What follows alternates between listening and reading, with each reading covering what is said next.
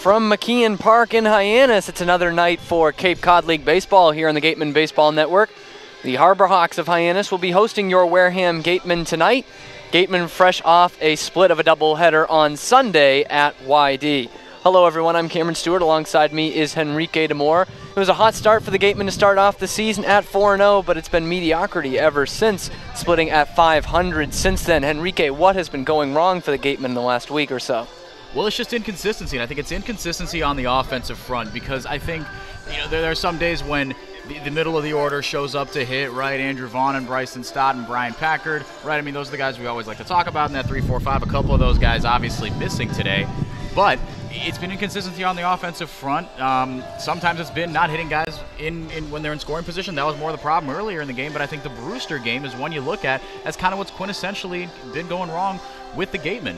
Sometimes it's just been one guy, and when the offense is channeled through one guy, obviously that's not sustainable, and we've seen it not be sustainable because the Gatemen have gone 5-5 since that hot start. They still hold the best record in the Cape League, but it's been a little, we've had some help from other teams, I'll put it that way.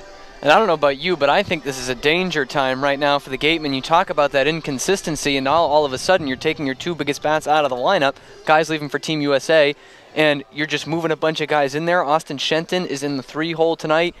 Do you think this is going to be a hiccup for them in the next couple of days for guys getting adjusted to their new roles, or what? I think it's definitely going to be a transition, but I think if they stay within themselves and don't think about, oh, here's my spot in the lineup, or, I'll take things too personally or not get caught up in the moment, because Shenton, he hit his best, right? I think to focus on Shenton, he hit his best when he was in the bottom of the lineup, right? And when he was working his way up the lineup, he had himself a really good bounce back game because he slumped in, before the YD doubleheader, but bounced back really nicely. He's back over the 400 mark, which is crazy. That's how we measure success for Austin Shenton. Is he above 400 or not? But I mean, it's been that kind of year for him. So I think if he stays within himself, and I think other guys too, Bryant Packard and Lyle Lockhart Jr., right? Those two guys homered in Game 2 of the YD doubleheader. That was when they were ahead. That was when they were relaxed, coming off a 10-4 clobbering of a pretty good YD team that, as JD told me a couple minutes ago, is laying into an Orleans team that I just can't seem to figure out. But that's a conversation for another time. So I think if they stay within themselves and focus on individual things, because it is easy to get caught up in that, right? What are we going to do? That's been a storyline for everyone that, in the Gatemen organization we're hearing of them is, oh, what happens when Team USA leaves? And given the offensive punch that they have provided for the Wareham Gatemen, that can be really easy to get caught up in. But I think they got to flush that. I can't think about that. And you mentioned Orleans is a tough team to figure out. We've got another one of those playing the Gatemen tonight. Hyannis coming in on a winning streak. They are now at 8-4-1, and this battle will decide first place in the division tonight. But also a negative 15 run differential for the Harbor Hawks. It's just mind-boggling how they're able to get to this point right now, but we see when they lose big. They went to Spillane last week and lost 9-0, but still come in here as a danger team against this new-look Gatemen, if you will, putting a bunch of new guys in the starting lineup. So it's going to be a test tonight for Wareham as they take on the Hyannis Harbor Hawks, and we're going to send it on to our host, J.D. Rachi, for tonight. Thank you. Thank you.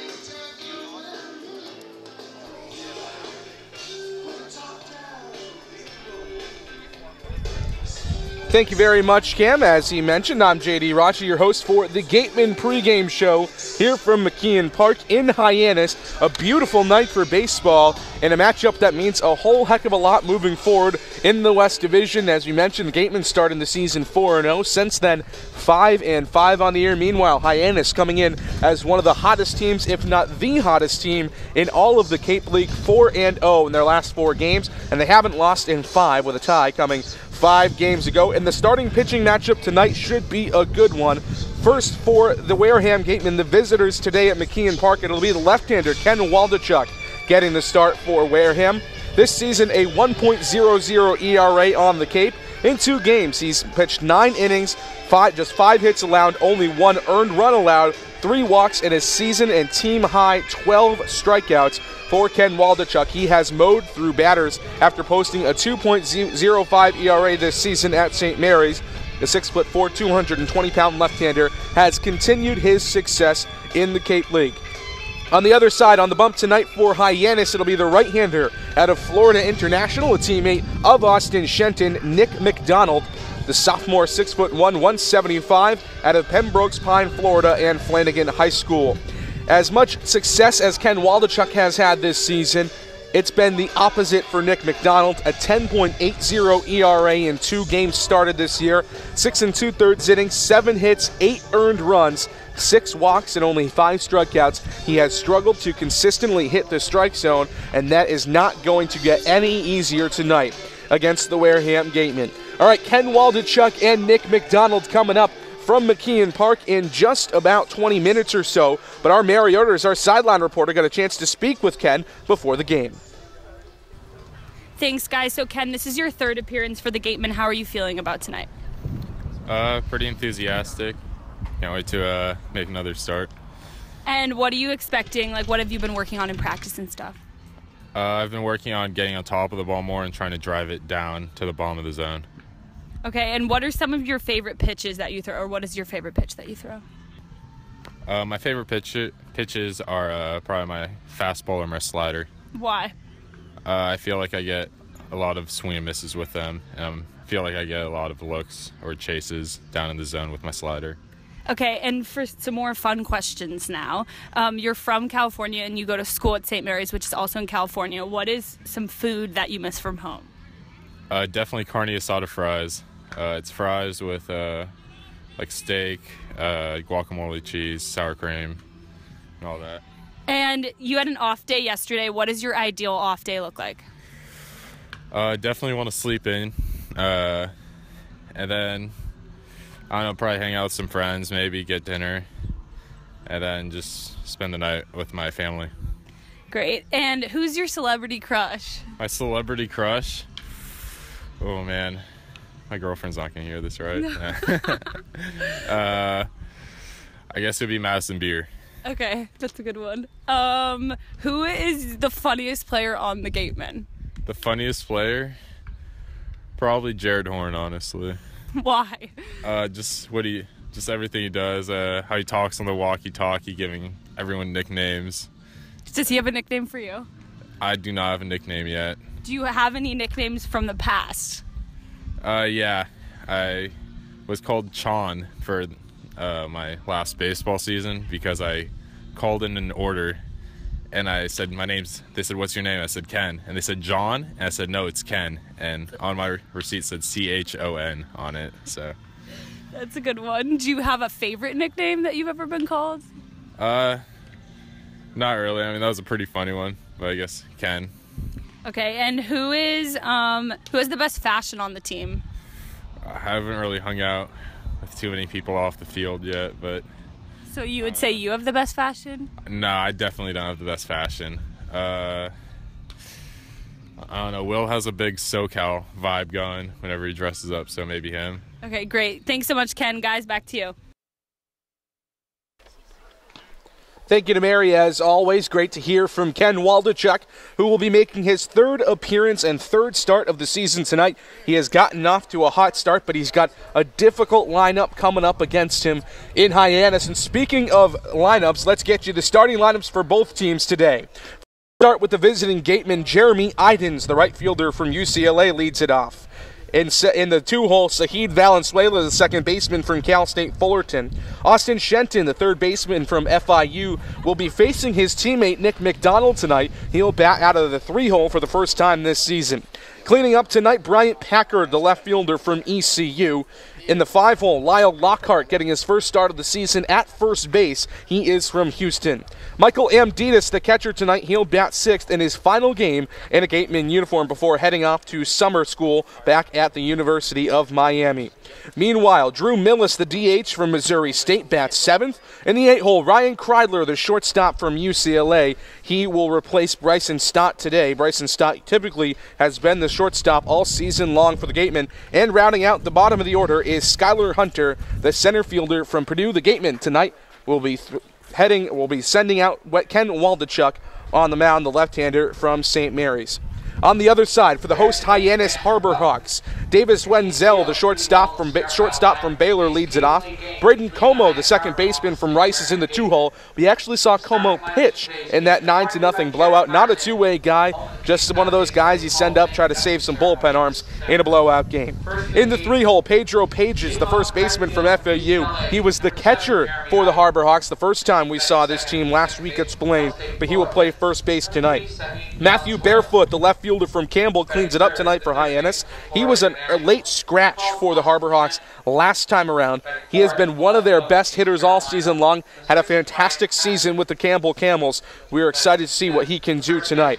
In the 5-hole, Seth Gray, the third baseman from Wright State. Kyle Wilkie, the catcher from Clemson, bats sixth. We did not get to see Wilkie, another guy we are certainly interested to see what he can do tonight. He has been one of the best hitters, as has Barefoot, for the Harbor Hawks this season. Todd Lott, the DH, bats seventh out of Louisiana Lafayette. Tommy Jew, the NECBL MVP from last season, so making the jump from the NECBL here to the CCBL. He is the center fielder tonight from UC Santa Barbara. And rounding out the order for the Hyannis Harbor Hawks, it's Eric Rivera, the right fielder from Florida. Should be a good one coming up in just about 15 minutes or so from McKeon Park.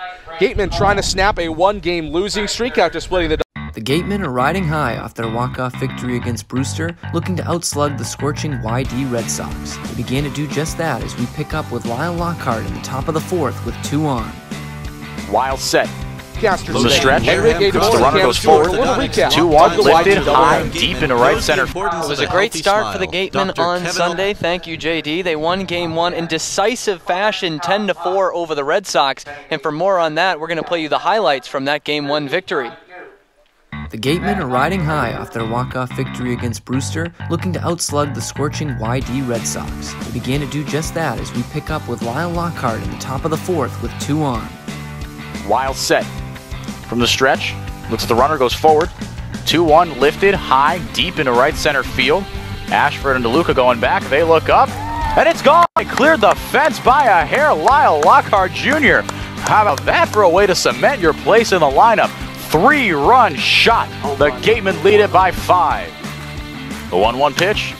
Weekly hit chopper, third base line, another nifty play from Quintana across the diamond. It pulled him off the bag. 1 run will score. And a second one coming around in Jeremy Idens. 2-0 Gatemen. An RBI single back in his last at-bat in the third. This one is swung on and clobbered high and deep to center field, and you can forget about it.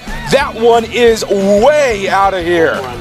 Andrew Vaughn's 5th home run of the season brings home 2 runs, and it's 7-0 Gatemen. My goodness, that thing was scorched. 1-1 is swung on and roped into shallow center field, racing in, but it's going to fall in front of him. DeLuca can't make the third out of the inning. He made the first 2. So now a single for Andrew Vaughn. He's 3 for 4 on the day. It's swung on and rocketed high and deep into left field. Packard back leaps at the wall and makes the nice catch.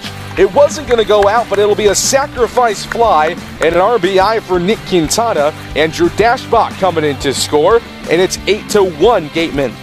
Swung on and popped up into shallow center field. Racing in is Jeremy Idens, but making the play on a nice running catch is Oliver Dunn, the second baseman. He was blind to that ball pretty much the whole way. He had to turn around and glove it with a backhand out of the air. Carroll looks back twice at second, the 1-1 home. Swung on, hit toward the shortstop Stott. On to second for 1. The turn from Dunn is in time for a double play. Wow. 6-4-3 on the double play. A gigantic 2 outs for the Gatemen. Cody Carroll working out of the full windup for the first time today. Swung on and hit high and deep to right center field. At the track, at the wall, and this one is gone. Johnny DeLuca, not a big guy, 5'11", 180. But he had 6 home runs this season at Oregon as a freshman. Nick get another one for him here, the first home run of his Cape League career. It's now 8-2 Gatemen. 3 balls and 2 strikes. The payoff pitch is swung on and roped down into left field and down for a base hit. Rolling all the way to the wall, scoring from first, Will Bezak. Ashford, an RBI double for Christian Koss, and it's 8-3 Wareham. The 2-2 from the right-hander is swung on, roped into center field, down for a base hit. Koss scores from third. And YD continues to cut into the Wareham lead. It's now just 8-4. The 1-0 for Madrigal. Zipping fastball through into center field, a base hit. Scoring from third is Shenton. Around third to score is Bryson Stott. It's a 2 RBI single for Jeremy Idens, and it's 10-4 Wareham. 3-2 the count, black glove in front of the face. Carroll rocks back, kicks sign, fires. Called strike 3 outside corner, and that will do it. The Gatemen took Game 1 of the doubleheader 10-4, scoring multiple times in 4 out of their 7 innings. Andrew Vaughn, in his second-to-last game as a Gateman before he heads off to Team USA, went 3 for 4 with 3 RBIs and smashed his 5th big fly of the year. So as you heard there, Gatemen 10-4 decisive victors in Game 1 of the doubleheader. However, that did not hold up in Game 2. Even after a 2-0 into the 6th inning, Henrique, the wheels just fell off. The wheels just fell off, and unfortunately it was the bullpen again. The starting pitching has been nothing short of phenomenal, really, for Wareham. The offense has pretty much delivered. Credit the YD starter, Tommy Henry from Michigan, came in through a masterful 4 innings. Kessler and Baker out of the bullpen as well. Will Proctor, an awesome debut in his first start, but it took the Gatemen 3 guys to get out of the 6th inning, and they surrendered 4 earned runs.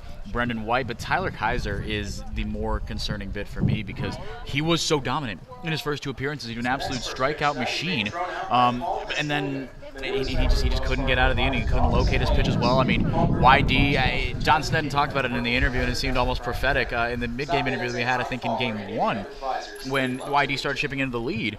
He said, "This is a short porch. This team can score in a hurry. We can't be comfortable even with a 6-run lead." And sure enough, I mean, obviously in Game 2 it was a little bit of a smaller lead to give up. The Gatemen were up 2-0 at that point, but 4 runs in the 6th in both games did the Gatemen in. Bullpen, there's no long relief guy that they can turn to. Even Jared Horn, who looked really good in long relief, faltered down the stretch in his last appearance, and Tyler Kaiser, who I looked at and thought was going to be a mainstay bullpen piece. Obviously, he's going to get more opportunities. He's a good pitcher, but he needs an opportunity to bounce back, and it's just a little concerning. And there is some pause for concern. I like that you ended it that way because, as we mentioned, Tyler Kaiser has been one of the most dependable bullpen arms all year for the Gatemen. Lyle Lockhart is the only lefty in the entire bullpen, and he is someone who has been woefully inconsistent to start. Not a normal pitcher, does pitch a little bit at Houston. So that is a pause for concern for the Gatemen going forward after a good start. They're 9-5 on the year, ready to play the Hyannis Harbor Hawks, and we're going to send it down to our host, J.D. Rachi, who's with our beat writer, Ian Becerra. Thank you very much, Cam. Ian here with us, as always, on Get to the Beat with Ian Becerra. Couple of questions for you, Ian, moving forward into the rest of this season. Team USA guys heading down to Cary, North Carolina yesterday. Bryson Stott, Mason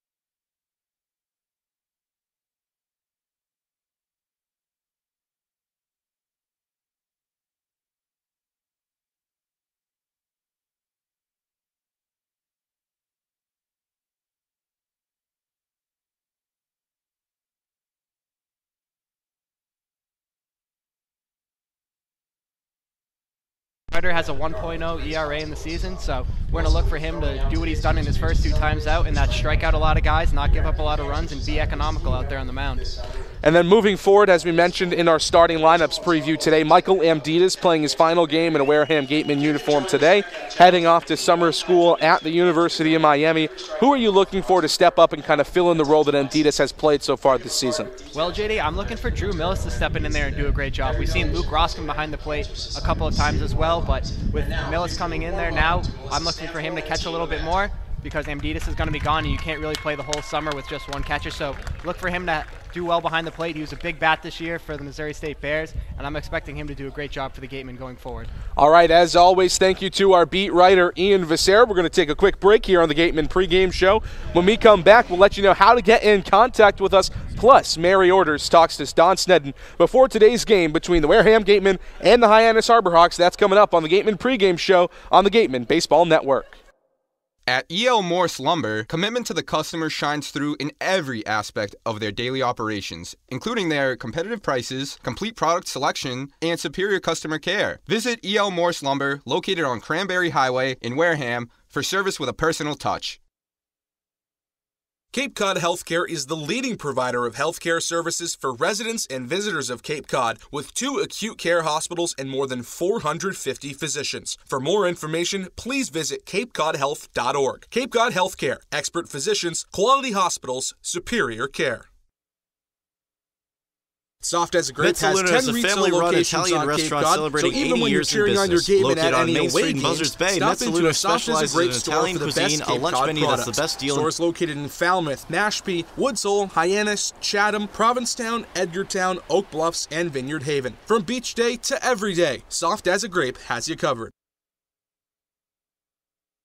Whatever your goals may be,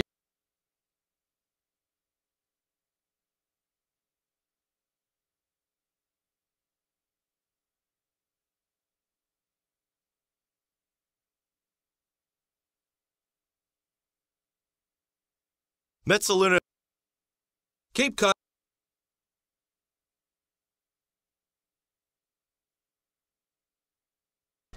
Welcome back to the Gatemen Pregame Show. I'm your host, J.D. Rachi, getting you ready for the Wareham Gatemen and the Hyannis Harborhawks from McKeon Park in Hyannis. And the Gatemen Baseball Network would like to remind you that you can contact us anytime by emailing gatemen@pressbox.org. Please feel free to send us your questions, comments, concerns, and we'll make sure to address them as soon as possible. Also, make sure you're keeping up with all the Gatemen action 24/7 by following the Wareham Gatemen on Twitter, Instagram, Facebook, YouTube, and SoundCloud. Just a couple of minutes before first pitch, about 7 minutes or so until first pitch here from McKeon Park, and Don Snedden having a chat out there with the home plate umpires as well as the Hyannis manager, Chad Gassman, who we saw ejected last time we played. We saw the Hyannis Harborhawks at Spillane Field, so it should be an interesting little dynamic between the umpires, Gassman and Snedden tonight. But as always, our own Mary Order's got a chance to talk with Don Snedden before today's game. Thanks, guys. So, Coach Snedden, it's a bit of a transition right now with Stott and Vaughn leading to Team USA, who were 2 key hitters for the team. Who's going to have to step up in their absence? Number 1 through 9. I mean, there isn't one person going to take a Vaughn spot on that. So we're a different team now. We're going to have to manufacture some runs, and everybody's going to have to step up, not just a person. So obviously we'll miss him, but we'll be fine. And it's Waldachuk's 3rd start today. What can we expect out of him? Well, he's done well so far, and I expect nothing but what he's done in the past. So hopefully he can get us on a good start. They're on a good roll. I think they've won 4 in a row or something like that. So we just need to score some runs and keep scoring runs and get some good pitching on the backside. We've been doing pretty good on the front side, but those final 4 innings is where we need to improve upon. And what are some of Waldachuk's best pitches, would you say? Well, he can throw any pitch for a strike. That's his best pitches. And he misses with his fastball in and out, which is good. So they can't sit dead red. They can't just sit on a fastball because he can throw any pitch for a strike. So that makes him very effective.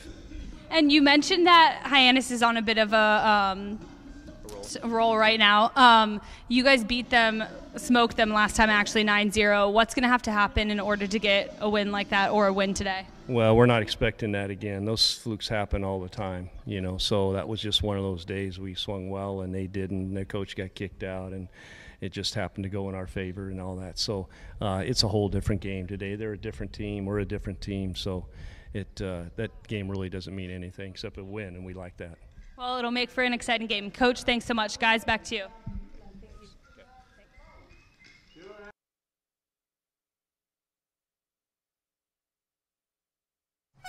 Folks, after the game, be sure to visit El Mariachi on Wareham.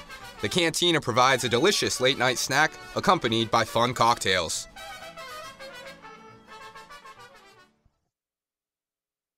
Learning at Curry College extends beyond the classroom and embedded in all that they do. Curry prepares students to engage in successful careers and active citizenship with a global perspective.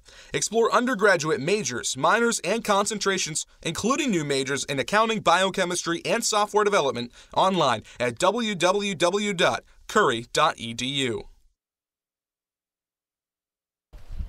National anthem just finishing up here at McKeon Park. 3 minutes until scheduled first pitch, but before we get to Henrique Demore and Cameron Stewart, we're going to take one final break here on the Gatemen Pregame Show. We'll be right back on the Gatemen Baseball Network. Get Gatemen gear. Check out the latest styles and colors of your favorite Gatemen apparel. Also in stock, a large selection of Cape League items, including tickets to the All-Star Game. Test your pitching speed and pick up a souvenir ball, all at our merchandise booth. Since 1950, Morse Insurance has consistently offered the best insurance at competitive rates to generations of clients in southern Massachusetts. If you're frustrated with paying for what essentially feels like just a piece of paper, it's time for you to check out the one-of-a-kind client experience that Get Gatemen gear. Check out the latest styles and colors of your favorite Gatemen apparel. Also in stock, a large selection of Cape League items, including tickets to the All-Star Game. Test your pitching speed and pick up a souvenir ball, all at our merchandise booth. Explore undergraduate majors, minors, and concentrations, including new majors. All right, welcome back to McKeon Park. First pitch just about 30 seconds away. So now it's time for the play-by-play from Cameron Stewart and Henrique Demore. Take it away, boys. Thank you, JD. Another good pregame show in the books here on the Gatemen Baseball Network. Welcome in to our broadcast. Alongside me is Henrique Demore. I'm Cameron Stewart. To bring you Wareham Gatemen Baseball as they travel to McKeon Park and take on the Hyannis Harbor Hawks. Jeremy Idens, the right fielder from UCLA, going to step in from the right side to face off against Nick McDonald from Florida International, who will be a senior this year from Pembroke Pines, Florida. He's 0 for 1 in his 2 starts on the Cape with a 10.88 ERA and has walked 6 batters in his 6 2/3 innings pitched in those 2 starts. Talk about a bounce-back opportunity here from Donald. And as we mentioned, he'll face at one point his FIU teammate Austin Shenton batting in the 3-hole today for the Gatemen.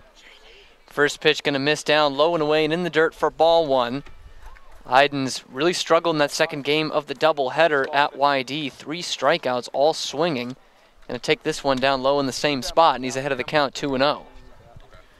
And Idens not a big strikeout guy, so that was a bit of an anomaly. Just 6 strikeouts in 7 games, and 3 of those, obviously do a little bit of quick math, 3 of those coming in 1 game. The clip is pretty good from Idens. This one's going to catch the inside corner on the knees. Idens not too happy with the call, but it is a called strike, and the count now stands at 2-1.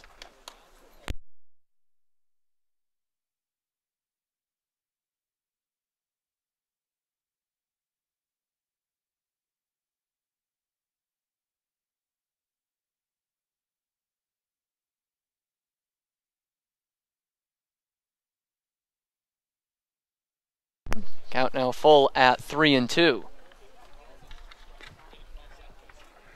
Idens putting together a good at-bat here, trying to get his feel of McDonald.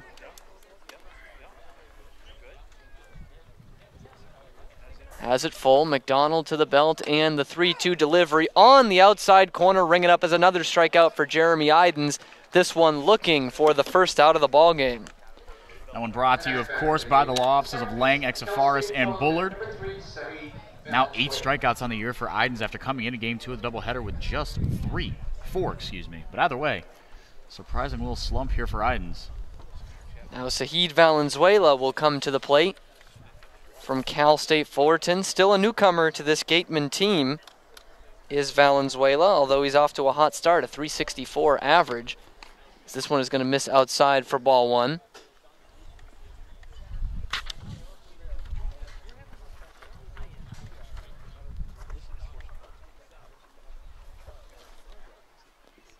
Donald's 1-0 is going to be bounced on the ground right back to him, a slow roller, but the pitcher will pick it up and throw it on over to first base, and there's 2 up, 2 down in the Gatemen half of the first inning in front of their third baseman, Austin Shenton. So here we have our all-Panther matchup. Nick McDonald on the mound, Austin Shenton at the plate. Got weak contact out of Valenzuela. Pretty surprising given how hard he has hit the ball as of late. First pitch is going to be on the inside corner for a called strike to Shenton, who bounced back on Sunday in the doubleheader and ran that average back up to 410 on the year, with a 478 OBP to go along with it. 0-1 is going to bounce to the plate, so that evens the count at a ball and a strike. In McDonald's last start back on June 19th against Cotuit, pitched 4 innings, gave up 3 hits and 3 earned runs along with 2 walks, and that became a 10-4 loss for the Harbor Hawks. This pitch going to be cut on and missed by Shenton right through it, and he is now behind in the count 1-2. Seems like the fastball's coming in quick from McDonald, but doesn't seem like it's got any late movement on it. It's not coming in any higher than 90 miles an hour, so I think it's just about getting the timing for now for these Gatemen hitters. 1-2, he times this one right, and he's going to bounce it into right field for a base hit, does Shenton. First hit of the ball game goes the way of the Gatemen, and his beat just keeps on moving. 4-10 and counting now for the Gatemen third baseman. Love to see that. Like you said, he just timed it right. He's kept his hands back. There was a little something taken off that one. I think it was a changeup coming in there because Shenton's timing looked a little wonky, but he was able to muscle it into the gap in right field. So the Gatemen have something cooking here, and here comes the new cleanup hitter, Ryan Packard. Packard stands in. The lefty has hit .275 on the year, and in the second game of the doubleheader on Sunday, hit his first home run of the season at Red Wilson Field. Takes this pitch low and inside for ball 1. This guy who is in the benefit of having some good protection with Andrew Vaughn ahead of him. A lot of times pitching around him to get to Packard, but not anymore with Vaughn leaving for Team USA as this breaking pitch disappears outside and Packard swings and misses at it. So the count evens at a ball and a strike, with 2 outs and Austin Shenton at first base.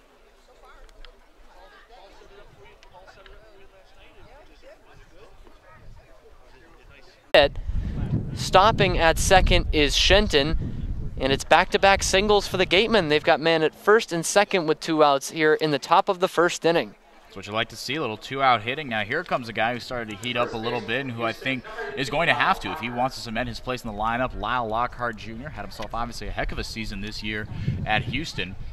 Hit .298 with some power. I think that's exactly what Johnston's expecting out of him. You don't get put in the 5-hole if you can't put a charge into some baseballs. And like Bryant Packard, who just singled and is on first base, Lockhart had his first home run of the season at YD. His came in the 10-4 win in the first game of the doubleheader. Also came in to pitch in relief in Game 2, his second relief appearance of the season. Lefty stands in against McDonald with 2 men on and 2 men gone. This one is going to clip the outside corner for a called strike to start things off against Lockhart.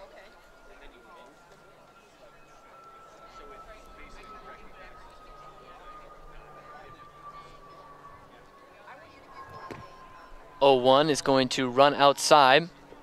Count now stands at a ball and a strike. Lockhart having his first start of the season at first base today for the Gatemen. Obviously going to be a revolving door there, you would imagine.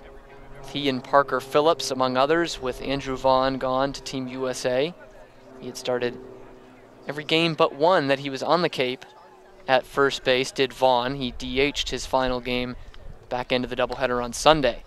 Off speed and outside, a cut on and a miss by the lefty Lockhart, who was sitting dead red on that pitch. He's behind in the count, 1 ball, 2 strikes. And that breaking ball it's not a looping breaking ball. It bites a little bit there at the end, but it's just enough to keep these Gatemen hitters off balance here in the first. Lockhart coming in with just a 167 average. Will bloop this one to left field. It's a long run over there for the left fielder barefoot, but he will track it down and make the catch. Gatemen have a couple of singles, leave a couple of men on base. We go to the bottom of the first, scoreless here from McKeon Park and Hyannis. Since 1950, Morse Insurance has consistently offered the best insurance at competitive rates to generations of clients in southern Massachusetts. If you're frustrated with paying for what essentially feels like just a piece of paper, it's time for you to check out the one-of-a-kind client experience that only Morse Insurance can deliver. The 2018 Cape League All-Star Game will be played at White House Sunday, July 22nd. Game time is 6 p.m., gates open at 2. One highlight will be the Cumberland Farms home run hitting contest. There will also be an autograph session and a large merchandise village with items from many of the teams. Support the Gatemen in part by purchasing your ticket right now at the merchandise booth. Tickets are just $5. Head on over to BB's Bar and Grill for food, drinks, and fun. Located just off Cranberry Highway, come in to sample the scrumptious fare or relax with a drink while enjoying live entertainment. The Gatemen thank BB's Bar and Grill for their support. Head on over to BB's Bar and Grill for food, drinks, and fun. Located just off Cranberry Highway, come in to sample the scrumptious fare or relax with a drink while enjoying live entertainment. The Gatemen thank BB's Bar and Grill for their support. At E.L. Morse Lumber, commitment to the customer shines through in every aspect of their daily operations, including their competitive prices, complete product selection, and superior customer care. Visit E.L. Morse Lumber, located on Cranberry Highway in Wareham, for service with a personal touch.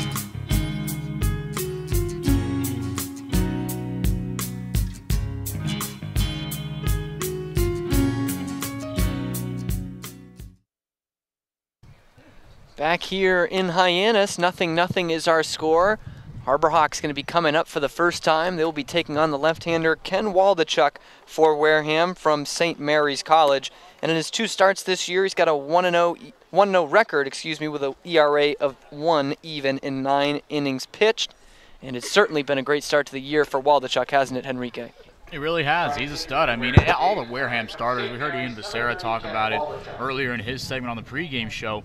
But the starters have been nothing short of stellar for the game, and a lot of power pitchers too. I mean, that's been the majority of it.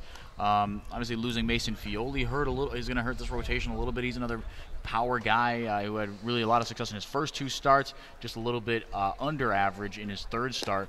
But Waldachuk has been the best guy in this entire Gatemen staff. Joey Matulovic has also been really solid, but I think Waldachuk, just with his power stuff, has been darn near unhittable. And it's a lineup that has come alive recently for the Harbor Hawks. His first test, the leadoff man is their shortstop, Davis Wenzel from Baylor University, will stand in. He was 0 for 4 in the game last week at Spillane Field. For the Gatemen defensively, they've got Austin Shenton at 3rd. Ryan Kreidler is the new shortstop, Zahid Valenzuela at 2nd, and Lyle Lockhart at 1st. Left to right in the outfield, Brian Packard in left, Skylar Hunter in center, and Jeremy Idens in right. And in his final game with the Gatemen, Michael Amditas is doing the catching for Ken Waldachuk. First pitch is going to be buzzed in there for strike 1 to Wenzel. With the shoulder length hair coming down from the batting helmet and a big beard for the man from San Clemente, California. Take the next pitch inside for a ball. Count evens at 1-1. Wenzel on the year, just 216 in the Cape. As he takes this one down low, he's ahead of the count 2-1. But with 4 doubles, a triple, and 2 RBI. For the man who was first team all Big 12 this year for the Bears. 2-1. He's going to get under this one and drift it into left field. Looks like it's going to stay in fair territory. Just a step into foul territory, actually, is Bryant Packard, who will make the running catch. And Wenzel's struggle against Wareham continues. Yeah, Wenzel, I mean, he got under it, but that one stayed up in the air a long time. And you could probably hear it in our mics, but this breeze is, well, a little more than a breeze, it feels like, blowing from right to left. A little more straight out towards center field, and you saw Packard even had a little bit of trouble with it, with the sun as well. That combined with this nasty wind, I can't imagine how it is about 100 feet in the air. It's probably a little nastier. First pitch is going to be on the inside corner for a called strike to Braden Como, Rice Owl, who was hitting .273 on the year for Hyannis. This one going to fall low and away, so the count evens at a ball and a strike. Second baseman tonight for the Harbor Hawks. He hit .319 on the year for Rice. 2 homers and 36 RBI. Takes this one right down the pipe for a called strike 2. Really good breaking ball. He bounced back well with that one on the second of the back-to-back curveball offerings. Placed it really well. Started at the belt, ended at the knees. 1-2. This one going to be up by the letters inside. 4-2, 2-2. Hyannis in their home white uniforms with the script Hyannis across the front in orange with some orange sleeves, blue caps. This one will be fouled to the screen straight behind home plate. So the count will stay at 2-2.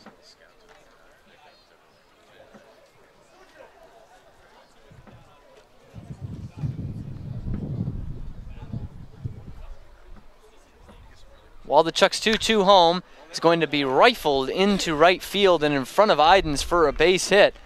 And going to the opposite field is Braden Como for the first Harbor Hawk hit of the day.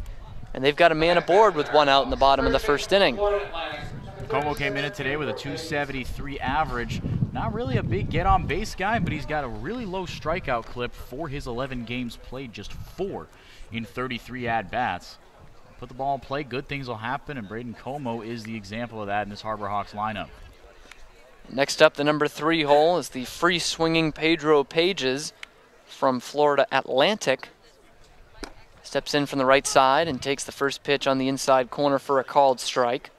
Yeah, free swinger indeed. His numbers are just about the opposite of what I saw, what you see from Como and even Seth Gray, who we're going to see here shortly. He's got a team-high 12 strikeouts this year. He's going to take that pitch down low for a ball, 1-1. Pages is the first baseman tonight. He also doubles as a catcher for the Harbor Hawks. We saw him in that catching position last week in the 9-0 Gatemen victory at Spillane. He is going to tag this one to center field. Hunter on his horse running back the entire time. It's going to be off the wall at 394 in center. A late break on it is Como, so he will have to stop at third with a double, a long double. One hop off the wall for Pedro Pages. And there are 2 men in scoring position on Waldachuk in the first inning. Harbor Hawks came in today with a 225 batting average, good for 8th best in the league. And it's fun. This team, we talked about it a little bit, they're a tough one to figure out. They seem to have the opposite problem as Orleans. Orleans, a lot of talent on that roster, but they can't seem to win at a consistent rate. And Hyannis, despite a -15 run differential, no one has the worst run differential in the league besides Brewster. They've got the worst record in the league. So that makes more sense. But Hyannis, to get blown out in losses, but find a way to squeeze out wins in tight games. Now they got a scenario here where they could cause some damage early here to Waldachuk. First pitch swinging is the cleanup hitter Barefoot, and will line it out to Bryant Packard in left field. Runner tagging the whole way. The throw will come to the plate, but a little bit offline and late. So Como tags up and scores. And another RBI for Matthew Barefoot, his 8th of the year. And the first blood of this game goes to Hyannis, 1-0 Harbor Hawks. That's tough. Barefoot gave it a ride. A couple of hard hit balls off Waldachuk, and I think Waldachuk, he's stepping off the mound right now, trying to just collect himself, communicate with his defense, make sure everybody's on the same page. As Hyannis, they came to play here. Now Wright State's Seth Gray will step in from the left-hand side, third baseman. And we'll take this pitch up high on the breaking ball from Waldachuk. He's ahead of the count, 1-0. The man at second, Pages, did not tag up, so our scenario here with 2 outs in the bottom of the first inning and a 1-0 Hyannis lead. They have a man at second base. Breaking pitch again, this time drops into the strike zone for a called strike 1, count even at a ball and a strike.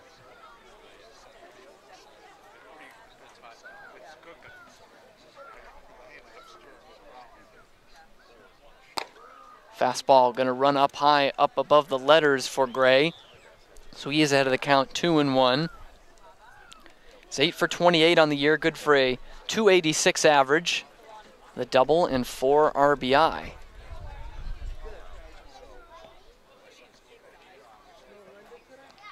And this breaking pitch is not going to find anywhere near the strike zone, and it's going to clip Gray on the forearm on the way in. So he will get down to first base with Pages at second. There's once again 2 on for the Harbor Hawks, with 2 down in their half of the first inning. And here comes Kyle Wilkie, another guy with a 294 batting average, sophomore out of Clemson. Doing the catching duties today for Hyannis with some pretty loud catcher's gear. I didn't highlight it in the defensive half of the first for the Harbor Hawks, wish I would have. With a bright orange uniform, he's also got the orange and purple catcher's gear to go along with it to rep his Clemson Tigers. Only one team in the Cape that could possibly match a little bit, and he found it. This pitch from Waldachuk is going to bounce in front of home and actually got away from Amditas for a moment and behind him, but Page is staying put at second base. So obviously both runners have to hold up. Long backstop here at McKeon Park. The only saving grace is that the backstop is brick, so if something hits that hard enough, it'll bounce back towards you as a catcher. If you can play it intelligently, you might be able to catch a lucky break on a pass ball. Waldachuk comes set, the 1-0 home.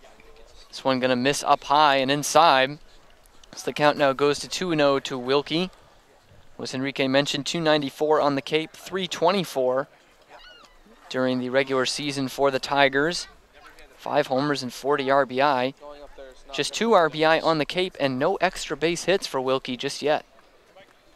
2-0, gonna miss up high, and Waldachuk falls further behind in the count. 3 balls and no strikes to Kyle Wilkie. 3 straight pitches that Waldachuk has left up in the zone. This is not like him. Able to hit guys hard where it hurts. Low and unhittable, but he's left them up today. This one's low and just on the bottom corner of the strike zone for a called strike 1 as Wilkie took a step towards first, but will stay in the batter's box, still ahead of the count. I know I've been talking a lot, but on 3-1, I think that's what pitch you got to go back to, because that 2-0 fastball that ran up at the letters, he almost swung at that. He does keep it low, and it's going to be on the ground to the shortstop Kreidler, who started out now, comes in on it, and will throw over to first base for the out. That retires the side. 2 aboard are left for the Harbor Hawks. Both teams do that in the first inning, but Hyannis gets a run across and leads 1-0 here in the Gatemen Baseball Network. The law firm of Lang, Exafaris & Bullard, providing families and businesses in the greater New Bedford community with legal services for 40 years. We look forward to serving you. For an appointment, call 508-992-1270. We invite you to learn more about the law firm of Lang, Exafaris & Bullard by visiting our website, lxblaw.com. Stop by the Ansel S. Gurney House, where you will find a unique shopping and dining experience. Whether shopping for a special occasion or just to treat yourself, you'll find what you're looking for in one of the 11 themed rooms. There's also a cafe serving fresh homemade lunches overlooking the extensive gardens. The Ansel S. Gurney House is located at 403 County Road in Marion. The Bay Point Golf Club offers a unique collection of 18 championship golf holes, a beautiful banquet facility, and a club host that has a fully stocked pro shop. The Bay Point Grill is a perfect place to grab a meal or watch a game. The course is located off of Onset Avenue in Buzzards Bay. The Gatemen thank you for your support.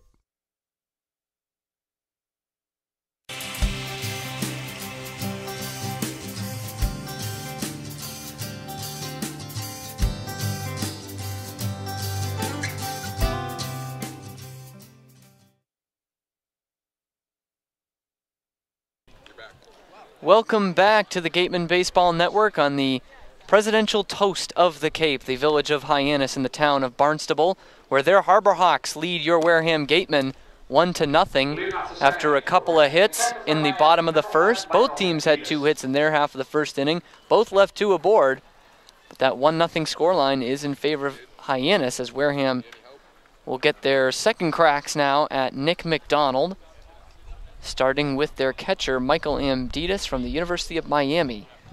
Steps in to lead off the second.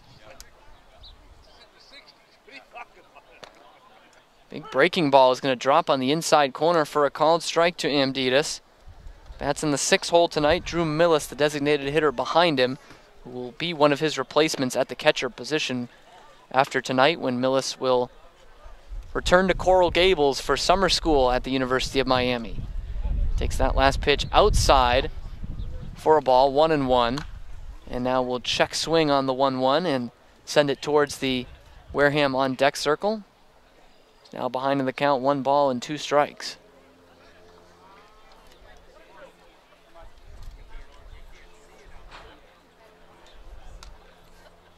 One-two home. Breaking ball cut on and missed by Amditis. He goes down swinging. Second strikeout of the game for Nick McDonald, and there is 1 gone quickly in the Gatemen half of the second inning. Drew Millis stands in now. Switch hitter will bat left against McDonald. 1 out and nobody on base.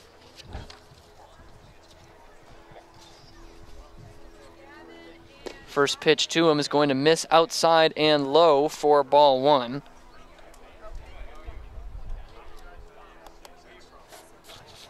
Millis from Missouri State, just hitting 182 on the Cape this year. 4 hits, all of them singles. He's going to check this swing, but foul it off to the left. The count now evens at a ball and a strike. I know for one in a pinch hit appearance as well in game 2 of that doubleheader that the Gatemen dropped 4-3. Yeah, right. 1-1 home is going to be spoiled on a pitch near the dirt. He's going to foul it back towards the Gatemen dugout to fall behind in the count 1-2. It ended in the dirt, but it started about thigh level out of the hand of McDonald. His breaking ball's been working really well today. He's fooled a couple Gatemen hitters. See if he goes back to it on 1-2. He does, but it's going to be bounced towards the right side of the infield. It's Pages, the first baseman, who has to get it and flip it over to McDonald, who cannot corral it. It would have been a tight play anyway, but McDonald making sure that Millis gets to first base, and he is on with one man down here in the bottom of the second. Yeah, that one didn't break quite enough. If that would have dipped a little more, would have been a little weaker contact. But Millis, credit him, he ran hard the whole way. And he induced a little bit of a rushed throw from Pages over to McDonald, because McDonald, he had a beat on it, and it just kind of popped out of his glove. He closed his glove too early. He got frantic. Still waiting on a ruling here. I have to imagine, though, that's probably going to be an E1. An error on the pitcher, McDonald, who checks on Millis at first, who dives back safely. It has indeed gone down as an error on McDonald. Excuse me, the error goes to the first baseman, Pages, actually. Thank you to J.D. Ranchi for the assist on that one. I would have thought that would have gone to the pitcher. I would have thought so, too. It didn't look like it was that. I mean, maybe the throw when it hit McDonald's glove and it bounced out wasn't on the bag, but I don't know, it was a very frantic play over there at first. So I guess I see it. Maybe they saw something I didn't, but to your point, gut reaction, I thought it was against McDonald. 1-0 to Ryan Kreidler is going to loop over his helmet, and he ducks down and is ahead of the count 2-0. The way I saw it wasn't a bad flip by Pages, and if you're the pitcher covering, it was in his glove. It's just a play you got to make. But the error will go to the first baseman, and that's how Drew Millis is aboard at first with 1 out. A check on him, and it's going to be a tight play, and he is out. Millis with a very awkward slide into first base, and he is erased on the pickoff throw. I don't know if he ever even got the hand to the bag there. No, I don't think he did. It seems like he didn't even dive. He just kind of fell and tried to scramble back. I don't even know what happened there. Did he get tied up on his shoelaces? Did he just get his ankles broken, if you will? Was going one way when the pickoff came. Next pitch is going to miss outside to Kreidler, who's now in the head of the count 3-0, but definitely uncomfortable looking at first base for Drew Millis, and he is erased. So now there's 2 outs, and the base is empty for the Gatemen. 3-0 is just going to catch a bit of the strike zone. Kreidler was heading down to first, but it is a called strike 1. Count now stands at 3 balls and 1 strike.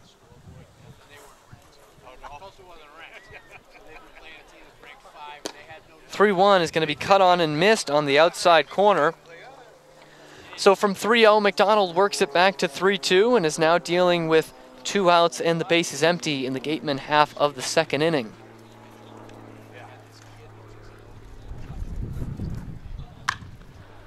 Pitch is going to be swung on and shot through the hole at second base. Diving out there was Como, but it's right past his glove, and Ryan Kreidler is on with a 2-out single for the Gatemen to keep the second inning alive. And Kreidler did what the Gatemen are going to have to do all game, is pound the fastball and wait on that, because that's proven to be hittable. Off McDonald today, Austin Shenton did it in the first, so did Brian Packard, but the strikeouts and the ugly swings have come on the breaking ball. So that fastball, like I said, it's firm, but it's coming high 80s at best. Locate it, time it well, you're going to have some success. So it's the 3rd hit of the day for the Gatemen. All 3 of them have come with 2 outs. And the first pitch to Skylar Hunter, he will cut on and foul straight back for strike 1. Hunter has been excellent in the field this year, has kept him in the lineup every day, but has really struggled at the plate still. Just 130 for a guy who hit .333 for the Purdue Boilermakers in the college regular season. This one going to miss up high and away. And laying off it is Hunter, who evens the count at a ball and a strike. And It seems like every day we see a web gem from Hunter. And on that blast by Pages, I thought we might have gotten another, but it's a little too well hit. Pickoff throw to no avail this time for the Harbor Hawks as Kreidler's able to get back in there. But even with that 130 average, Hunter has been tough with guys on base. He's driven in 6 on the year.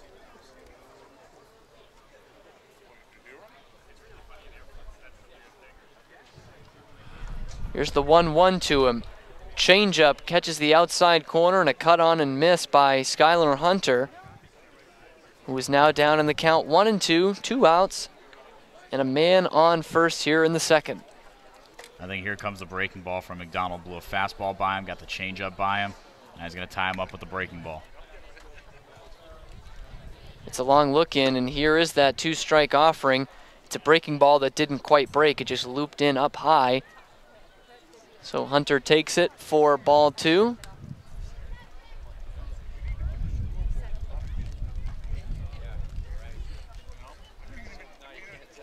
McDonald's 2-2 home. On the outside corner, called strike 3. His 3rd strikeout of the day. This time it's Skylar Hunter looking, and the Gatemen leave another man aboard. We go to the bottom of the second. 1-0 Harbor Hawks here on the Gatemen Baseball Network. Are you hungry? Visit the concession stand for some new menu items. Try fried dough, chicken fingers, or french fries along with your regular favorites, hot dogs, burgers, cold drinks, and ice cream. Proceeds from the concession stand support the Gatemen and the Wareham High DECA program. Got legal trouble? Attorney Mark Deshays is here to help the greater New Bedford area with real estate and business law, estate planning, and probate. Visit him today. Founded in 1854, the Wareham-based AD Makepeace Company is the world's largest cranberry grower and private property owner in eastern Massachusetts. The company supports organizations like the Wareham Gatemen and projects like the outdoor cranberry bog classroom that you may have passed on your way in. Visit admakepeace.com to learn more.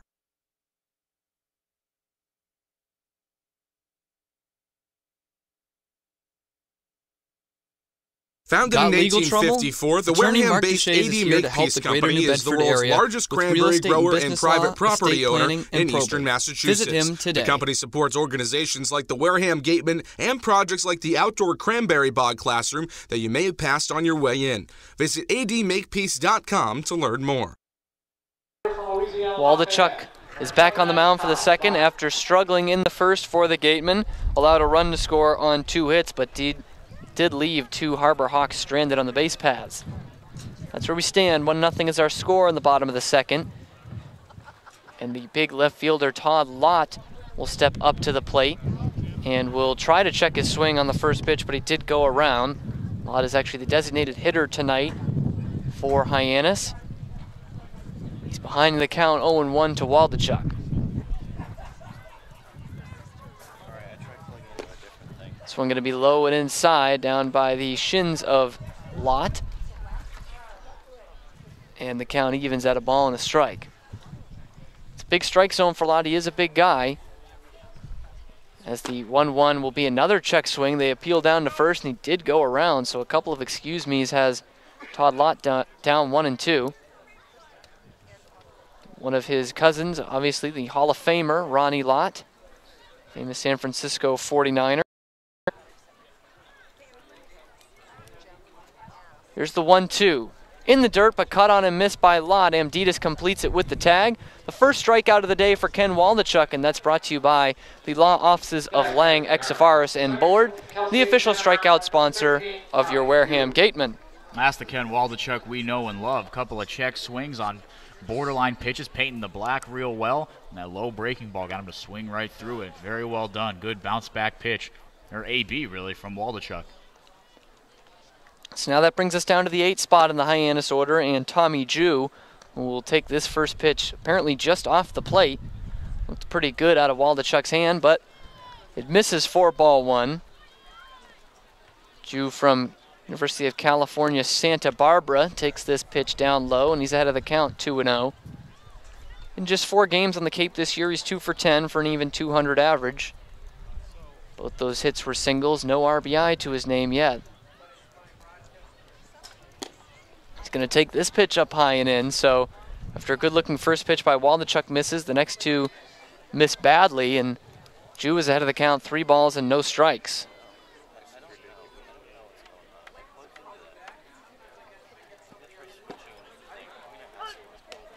This one is a get-me-over pitch that will get over for a called strike. 3-1 is the count, with 1 out, nobody on base for Hyannis.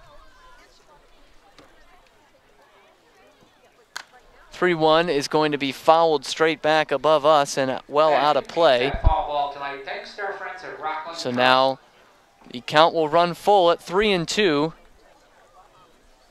Tommy Jew, the center fielder tonight for Hyannis.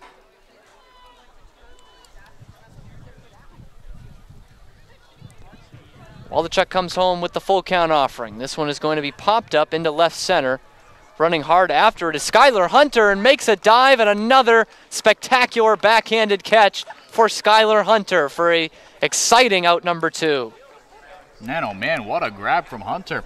And that one just kept on carrying. That was not strong contact off the bat of Jew. He was way out ahead of it fishing. He made contact with that thing close to the front of home plate, just kind of off the end of the bat, but the breeze still blowing really, really hard out to center field.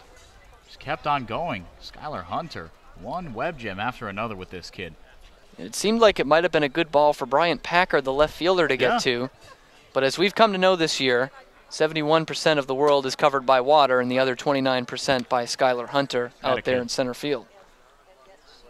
First pitch is going to miss to Eric Rivera. Excuse me, it did catch the inside corner for a called strike 1. This one is going to be bounced to Kreidler at shortstop. Has to make a tough play on it, but will throw over to first for the out that retires the side. We're through 2 full here at McKeon Park. It's still 1-0 Harbor Hawks here on the Gatemen Baseball Network. Located in Wareham Crossing, Coastal Orthodontics, longtime sponsor of the Wareham Gatemen, knows the importance of a healthy smile. Dr. Kevin Oliveira and his team at Coastal Orthodontics are a patient-focused practice, delivering professional, effective orthodontic treatment based on the individual clinical needs of each patient. Located in Wareham Crossing, Coastal Orthodontics, longtime sponsor of the Wareham Gatemen, knows the importance of a healthy smile. Dr. Kevin Oliveira and his team at Coastal Orthodontics are a patient-focused practice, delivering professional, effective orthodontic treatment based on the individual clinical needs of each patient, resulting in beautiful smiles in a timely manner. With 10 years of experience using Invisalign, Coastal Orthodontics uses the most up-to-date dental equipment. Village Signs of Mattapoisett. They do it all, from logo design, trucks and buildings, to boats. Village Signs has proudly served Southern. The Gatemen wish to thank Patty Wild and the trustees of the John Wild Charitable Trust for their continued support of Gatemen Baseball in Wareham. To the 3rd inning we go on the Gatemen Baseball Network. Alongside me is Henrique Demore. I'm Cameron Stewart. It's a 1-0 Harbor Hawks lead as we go to the top of the 3rd and back to the top of the order for the Gatemen. Jeremy Idens will step in. He's 0 for 1 today. Struck out looking to lead off the ball game against McDonald. First pitch is a breaking ball that ends up right about knee high for Idens and a called strike. He's behind the count 0-1. Going to put this one in play and bounces this one to short. The charging Davis Wenzel will throw over and retire Idens for out number 1 of the 3rd inning. And the Wareham right fielder goes to 0-2 tonight. Nifty play from Wenzel, but a nifty one also from Kreidler to end the inning. It took a weird hop, the one weekly hit to end the inning. It took a weird hop off the lip where the infield grass meets the infield dirt, and Kreidler scooped it out of the ground. Sort of a shoestring grab, fired over to first. So Kreidler showing his mettle right now, showing he's going to earn that shortstop spot. First pitch is in there to Sahid Valenzuela for a called strike. Both those plays made by guys who are at a new position here on the Cape. Kreidler obviously filling in for Bryson Stott, who just left for Team USA and was the everyday shortstop.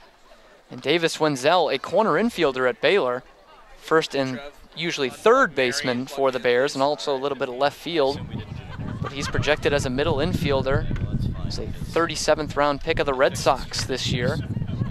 Valenzuela going to bounce this one foul down the 3rd baseline in front of the Hyannis dugout. And he's behind the count 1 ball and 2 strikes. Valenzuela, due to his hot start, still hitting .333 despite going 0 for 1 today.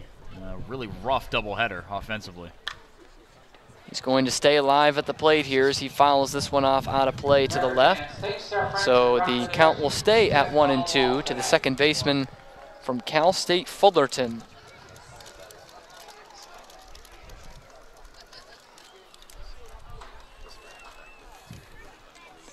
Here's the 1-2 again. Just missing on the inside corner.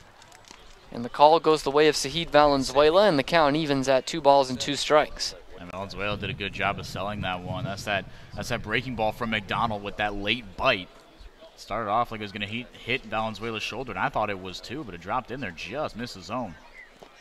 This one is going to drop down low in the dirt, and a swing and a miss from Valenzuela. Throw on to first completes the strikeout, and he becomes the fourth strikeout victim, excuse me, in 2 2/3 so far for Nick McDonald, and there's 2 outs with nobody on base for the Gatemen in the third, ahead of Austin Shenton, as we get the all FIU matchup for the second time tonight.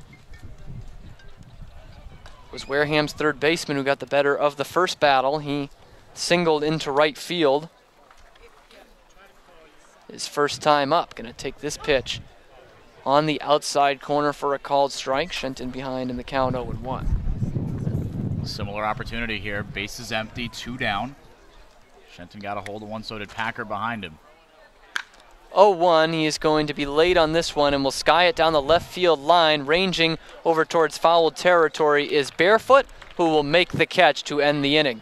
2.5 in the books from McKeon Park. It's still 1-0 Harbor Hawks on the Gatemen Baseball Network. The Gatemen wish to thank Patty Wild and the trustees of the John Wild Charitable Trust for their continued support of Gatemen Baseball in Wareham.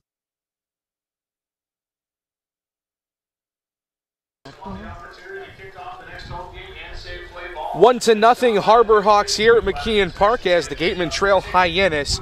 But the rest of the CCBL is also in action tonight. Out in Brewster, the Whitecaps are knotted at 5 with the Bourne Braves in the top of the 6th inning. After Brewster pushed 4 across in the bottom of the 4th, Bourne responded with a 4-run inning of its own in the next half inning.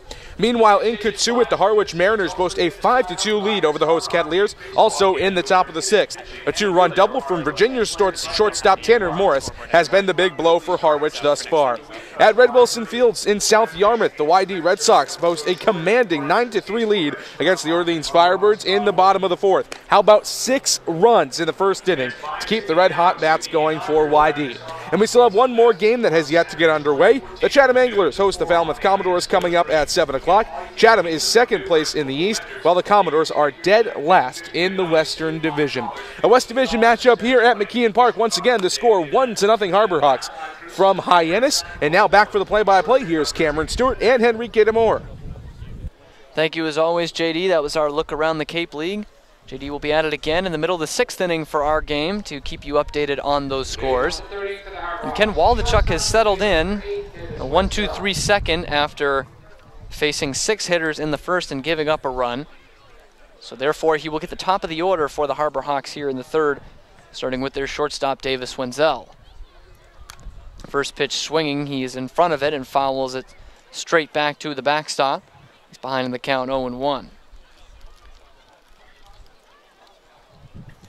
Wenzel hit .310 on the year for the Bears out of the Big 12. 8 homers and 49 RBI. He's only amassed 2 so far in the Cape League, 2 RBI that is, as he takes this one low and inside, evens the count at 1-1.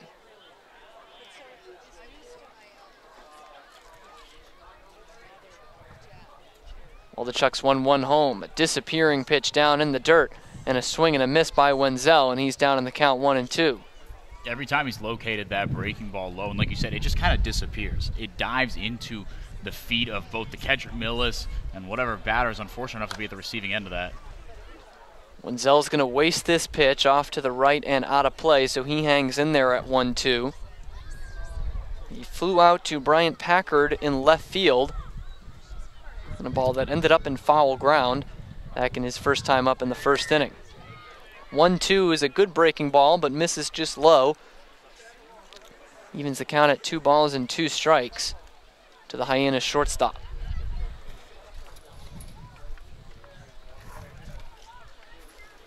2-2. Wenzel's going to poke it down the third base line. Shenton with a backhanded stab. Throw over to first will be close, and they get him at first base. A nice play there by Austin Shenton to retire the tough Davis Wenzel, and that's how we get the first out of the inning here in the third. And you're telling me Davis Wenzel, he's got a penchant for getting on base. Not a real high strikeout guy, big walk guy, but a lot of wheels as well. And Shenton, a nice, just really nice throw, centered his feet, rifled it. Full distance, third to first across the diamond. So now Braden Como will come on with one out and nobody aboard. Takes the first pitch down by the shoe tops. 4-1. Como singled back in the first inning, 1 for 1. He would come around to score on the Matthew Barefoot sacrifice fly, the only run of the game. And he's going to shoot this one up the middle past the diving Sahid Valenzuela and into center field for his second hit of the day. So he is aboard with 1 out, 2 for 2 so far in the first 3 innings. And Pedro Pages, the first baseman, will step in. He had the big hit in the first inning, the long double to center field that it looked like Skylar Hunter might track down, but was unable to come up with it, just clanked it off the fence out there in center. So he is 1 for 1 today against Waldachuk. First pitch to him in his second time up is going to be knee high for a called strike, 0-1.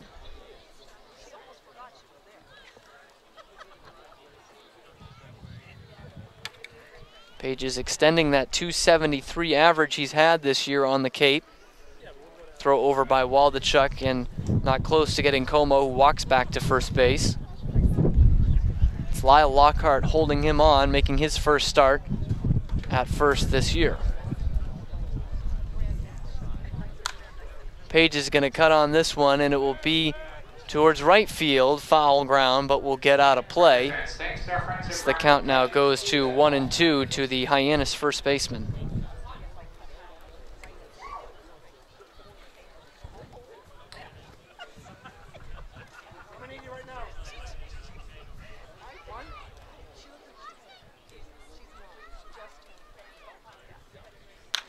Pages waits on this one and shoots it towards Kreidler at short. Has to go to the backhand, and his throw on the run is to second. And they're able to get the lead runner Como there. A tough play that is made by the new shortstop Kreidler, and that's how we get the second out here of the third inning. Really impressive play there by Kreidler. I'm feeling good about this new defensive look for the Gatemen. Couple of nice backhanded stops by the left side of the infield for Wareham. Top 2 defenses in the Cape League, number 1, Wareham, number 2, Hyannis. Wareham, the only team with under double-digit errors on the year. That'll leave things for Matthew Barefoot from Campbell, the man on first base. This one's going to run inside to him. He lays off it. And the count goes to 1-0. He was first pitch swinging back in the first and hit the sacrifice fly that brought home the only run of the game. Make that his 8th on the year in the Cape. 0-1 is going to be smashed to left field, and this one is an absolute no-doubter for Matthew Barefoot. Into the trees beyond left field at McKeon Park. He leaves the yard, so he has driven in every run for the Harbor Hawks in the early going. It's now 3-0 Hyannis in the bottom of the third inning. Well, you mentioned first pitch swinging, and not too different really that time. Barefoot got a hold of that one. Couple hard hit balls to left field off Waldachuk. And him and Braden Como, I think, have started to figure out Ken Waldachuk here. Fastball counts early because they know that breaking ball's filthy. They're not going to wait to be fooled by that one. In this third inning, the Harbor Hawks have been aggressive early on in the count. It served them well. So now that clears the bases. A 2-out shot from Matthew Campbell puts Hyannis up 3-0. And the first pitch to the third baseman, Seth Gray, is on the corner for a called strike. An uncharacteristic start for Ken Waldachuk. Came in with an ERA of just 1 going into the game today. Next pitch misses down low and away, so it's a ball and a strike to Gray. 1-1 misses outside, so the Hyannis third baseman ahead of the count, 2-1. For Barefoot, that was his 3rd home run on the Cape this year. RBIs number 9 and 10 coming across the plate. 2-1 misses down low, putting the count further in Gray's favor. 3 balls and a strike. The man who was hit by a pitch back in the first inning. So no official at bat today, but has reached base. 3-1 is just going to snap the outside corner. Maybe a good frame there by Michael Amditis. And that runs things full at 3-2.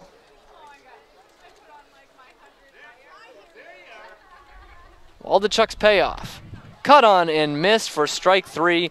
That strikeout brought to you by the law offices of Lang, Faris and Bullard, the official strikeout sponsor of the Wareham Gatemen. But Hyannis pushes 2 more across in the bottom of the 3rd. They now lead 3-0 here on the Gatemen Baseball Network.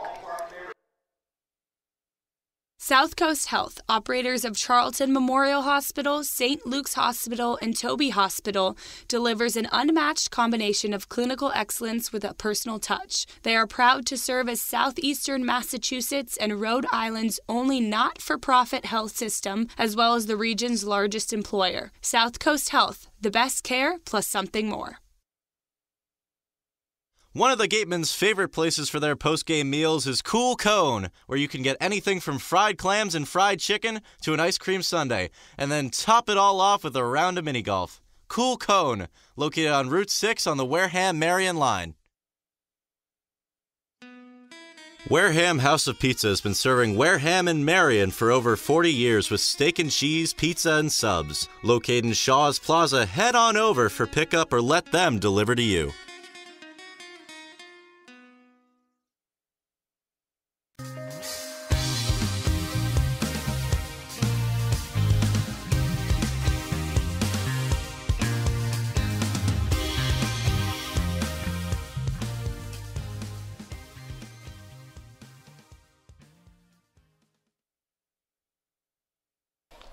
On to the 4th from McKeon Park in Hyannis. It'll be the 4th inning of work for Nick McDonald.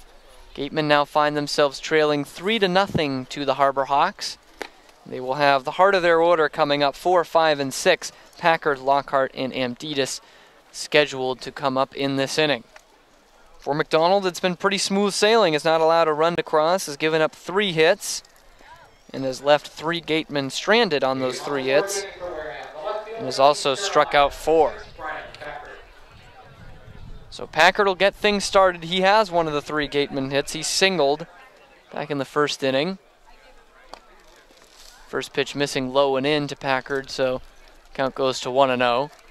That'll certainly add to his .275 average on the year that has been climbing the last few games, as he's going to foul this one straight back out of play and off the press box here at McKeon Park.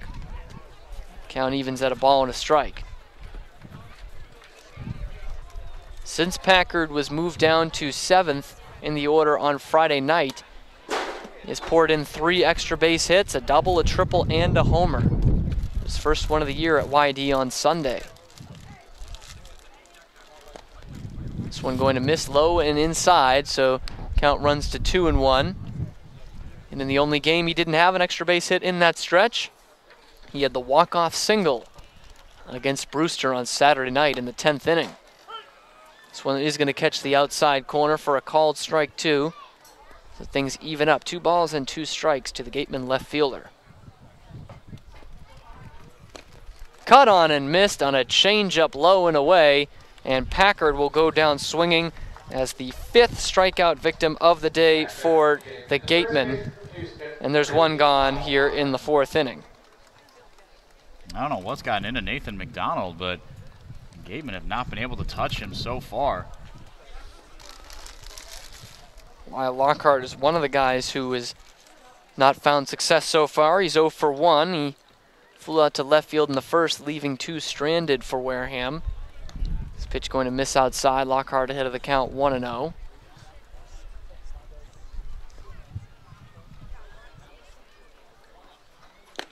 And this one a hefty cut and a miss by Lockhart. A fastball on the outside corner, so count now runs to a ball and a strike. To the Gatemen first baseman today from the University of Houston. 1-1's a pretty good looking pitch on the inside corner, but it does miss. McDonald finds himself trailing in the count, 2 balls and a strike. That was a heck of a frame as well by Kyle Wilkie. Really good. 2-1, gonna miss down low. McDonald further behind in the count, 3-1 to Lockhart.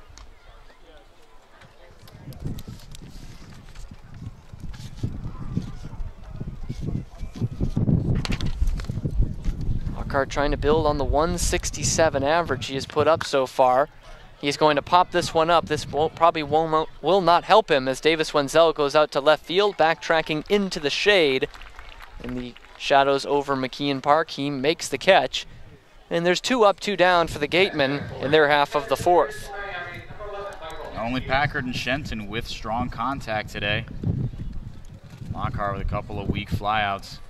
Doesn't bode too well, as the put-away stuff has been good, but it seems like the Gatemen are starting to miss on the stuff that should be a little harder hit. Now things will be left up to Michael Amditis for the 4th inning as he comes on with 2 outs and nobody aboard.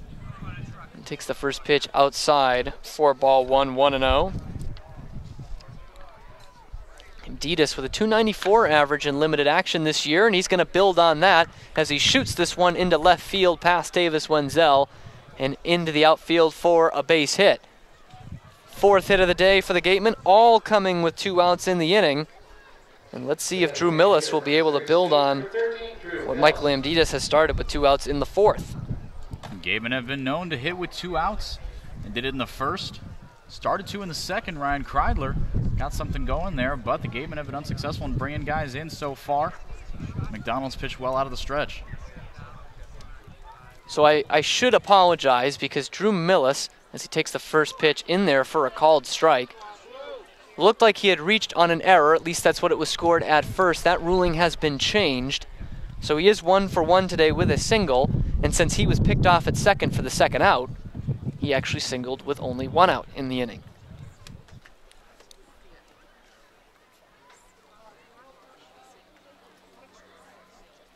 Now here's the 0-1 home to him. Cut on and fouled straight back, so the designated hitter today is quickly behind in the count, 0-2.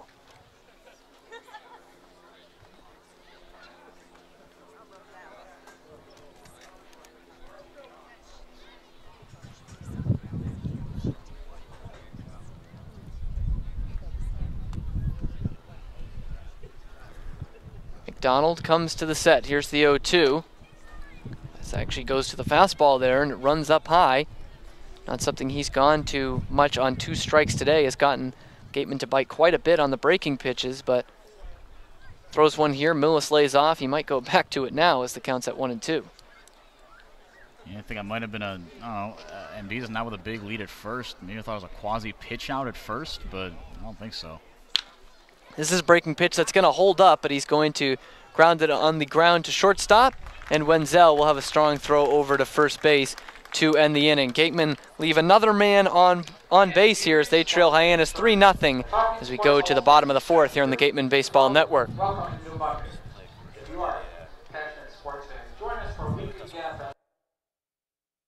Northeast Maritime Institute's College of Maritime Science is a proud sponsor of the Wareham.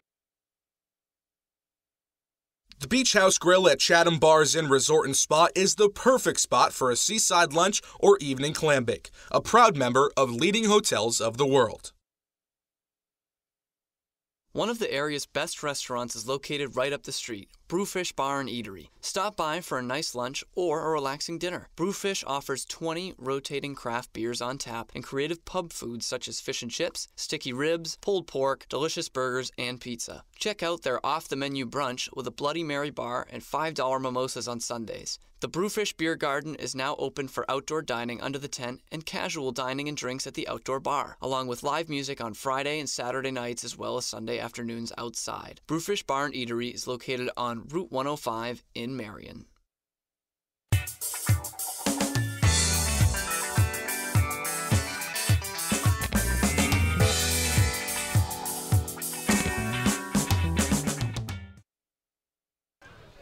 Bottom of the 4th inning in Hyannis, and the hometown fans with smiles across their faces as their Harbor Hawks lead your Wareham Gatemen 3-0 here on the Gatemen Baseball Network.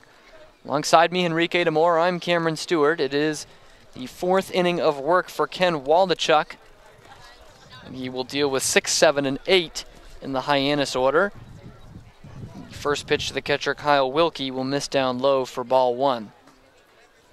That ERA going to skyrocket for him today. 3 runs allowed in 3 innings for Waldachuk.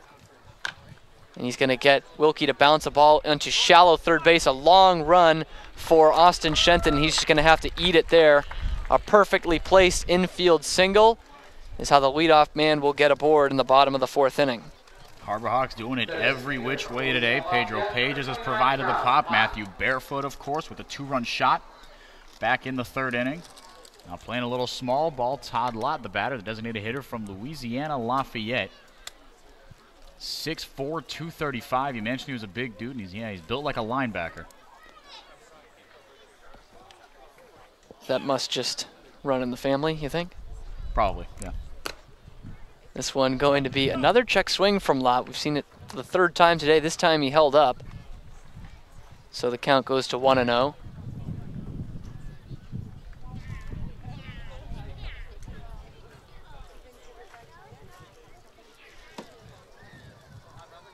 Lott's 0 for 1 today with a swinging strikeout against Waldachuk. He's not going to strike out here. He's going to shoot this one into the left center field gap. Cutting it off is Packard, and the throw will come into third base. They had no chance to get Wilkie, who will scamper in there, and down to second goes Todd Lott on that. And it is the 2nd double of the day for the Harbor Hawks, the 3rd extra base hit. For the 2nd time, they've got 2 men in scoring position with nobody out. This has not been Ken Waldachuk's day. It seems like the Harbor Hawks are hitting almost everything he's offered. Wasn't the best location for the fastball, but Lott was just ready for it. He put a really good swing on that one. He got out of here in a hurry. So now with nobody out, 2 men in scoring position, it comes down to the number 8 man, Tommy Jew, who will take the first pitch inside for ball 1. Speaking of in, here comes the infield for the Gatemen, trying to salvage this 3-0 lead. There is some action in the Wareham bullpen as this elevated fastball is cut on and missed to even the count at a ball and a strike. It's Connor Lunn from USC who is warming up down the right field line in the Gatemen bullpen.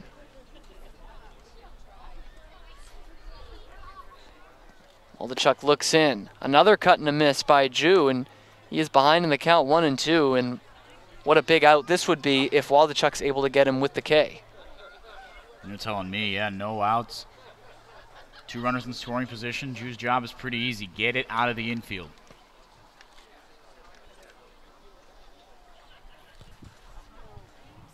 The 1-2 from Waldachuk is going to be fouled straight back over everything and out of play. So he hangs in there at 1-2. Waldachuk has only delivered 2 strikeouts today in this his 4th inning of work. He's countered by just giving up his 6th hit. 3 of them for extra bases for Hyannis. 1-2 is going to be popped up on the infield. Valenzuela goes out behind second base and will make the catch. So job done there for Ken Waldachuk, as it is a short pop out to keep both runners where they are at 2nd and 3rd. And job done, got him to chase that fastball. Jew hit a weak pop up. Can breathe a little easier. Rivera 0 for 1 today, but still runner in scoring position with less than an out. Infield staying in for Wareham. 3-0 Hyannis lead. Rivera's 0 for 1 today. He grounded out to Kreidler at shortstop to end the 2nd inning. First pitch, a looping breaking ball and a beauty that catches the inside corner for a called strike 1. Rivera 4 for 27, a feeble 148 on the Cape this year with 3 RBI. Going to take this pitch in the dirt. Evens the count at 1-1 with 1 out and 2 men aboard.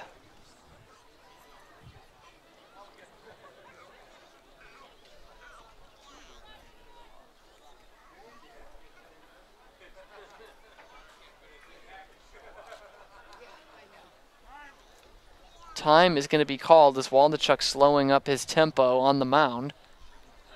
Rivera calls time, now steps back in. Hyannis looking to build on a 3-0 lead here in the bottom of the fourth. This one's going to be grounded foul down the third baseline. So Waldachuk in another 2-strike scenario. He is ahead of Eric Rivera, 1-2.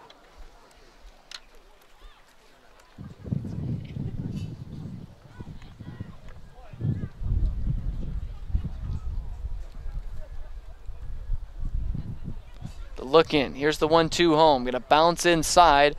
Does not get Rivera to fish at the breaking ball. So the count evens at 2 balls and 2 strikes.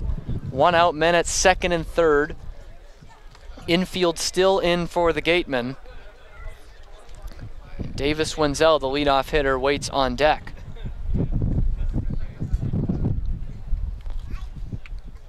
This one's going to be shot into left field, a base hit. 1 run will score easily. They're going to send Todd Lott home as well, and he will score. A 2-run single as the throw back to first is not able to get Eric Rivera, who delivers a 1-out, 2-run single, and it is now 5-0 Harbor Hawks here in the fourth.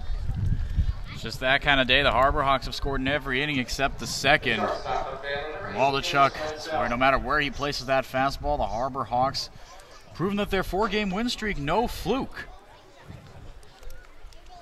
And now coming out to the mound is Jim Lawler. And we are going to have a pitching change here from McKeon Park and Hyannis. We'll give you who that new pitcher is when we come back after this commercial break on the Gatemen Baseball Network.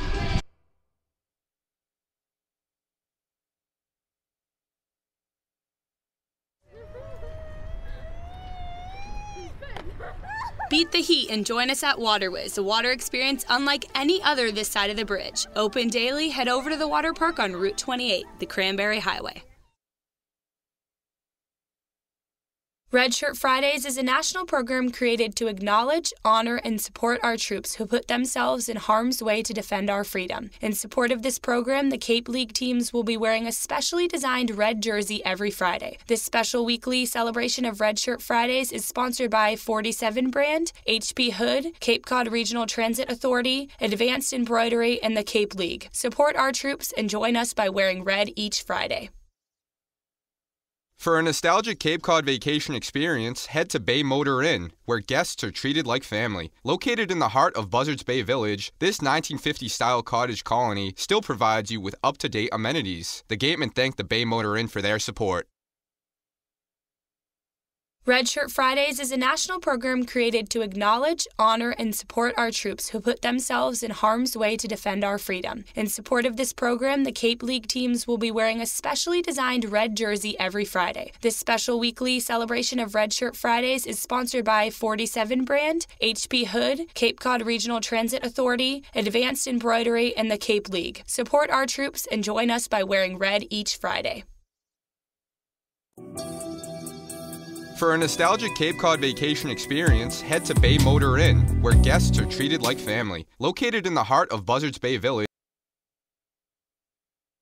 For a nostalgic Cape Cod vacation experience, head to Bay Motor Inn, where guests are treated like family. Located in the heart of Buzzards Bay Village, this 1950-style cottage colony still provides you with up-to-date amenities. The Gatemen thank the Bay Motor Inn for their support. Connor Lunn is the man on the mound here in the bottom of the fourth, and this pitching change is brought to you by the Bay Point Country Club, Onset's 18-hole championship golf course, with a driving range open 7 days a week and senior discounts offered every day and always welcome to the public. So get to the point. 5-0 is our new score after the 2-run single by Eric Rivera. He stands at first base with 1 out. Davis Wenzel at the plate for Hyannis. Big cut and a miss the first offering there. He's behind the count 0-1.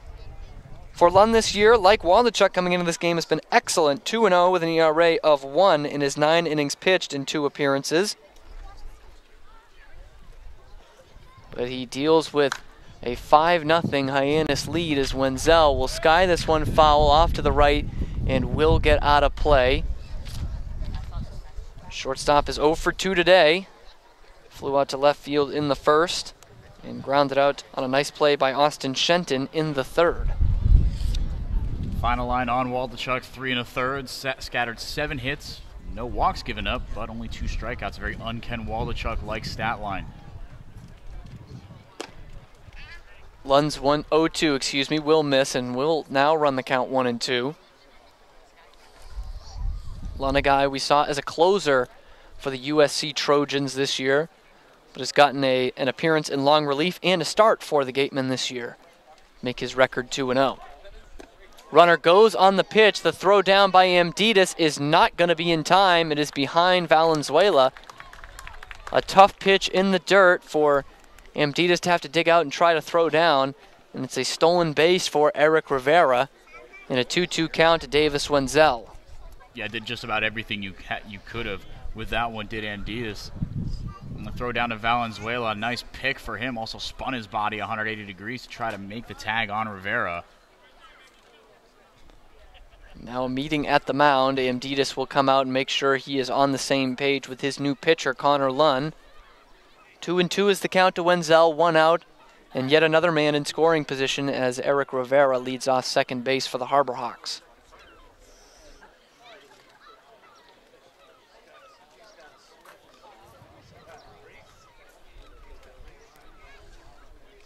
The 2-2 home. Bounce in front of home plate and blocked by the chest protector of Michael Amditas. And now with first base open, the count is run full to Wenzel, 3-2.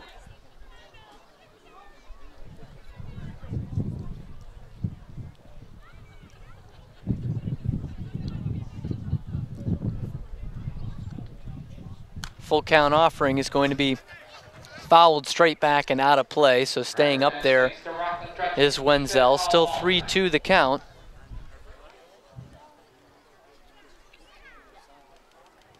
It's now 7-5 in hits in favor of the Harbor Hawks today.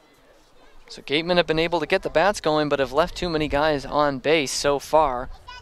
They find themselves trailing 5-0. Payoff pitch looked pretty good, but just below the knees on the inside corner to Davis Wenzel, and he will walk down to first base with a free pass. And the first time he has reached base today, there's 2 on for the Harbor Hawks, with still only 1 out.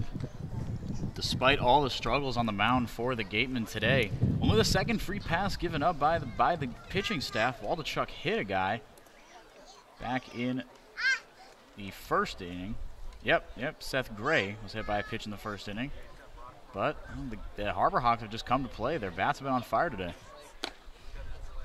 The first pitch is going to miss outside to Braden Como, who was one of those guys who has certainly brought the bats today for the Harbor Hawks. He's 2 for 2 with a couple of sharp singles in the first and third innings respectively.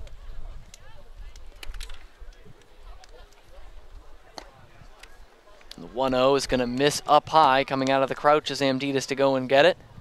And it's now 2-0 to the man patrolling second base tonight for the Harbor Hawks. Eric Rivera out there at second. He is dancing. Valenzuela holding him just a bit, but more just staying closer than anything else. Rivera able to get a really good secondary off second base. 2-0, and swinging on it is Como, and will foul it off to the right and out of play to get one back for Lunn. It's now 2-1 the count.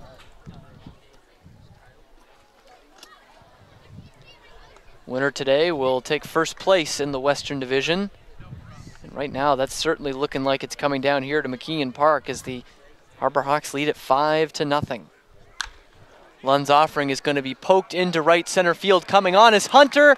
And what else is new? A slide and a catch to prevent another base hit. Skylar Hunter does it once again for the second out. And off the bat of Braden Como, too. That was a bona fide single, a weak one, but that should have been a base knock. Skylar Hunter, he had a perfect beat on that one. Made an absolute beeline and caught it with some room to go. He caught it about a foot above the ground. So a second out recorded with 2 men on, but the task doesn't get any easier for Connor Lunn as Pedro Pages will stride to the plate. Reached base twice tonight for Hyannis, the long double in the first inning, and then reached on the fielder's choice back in the third, so 1 for 1 today.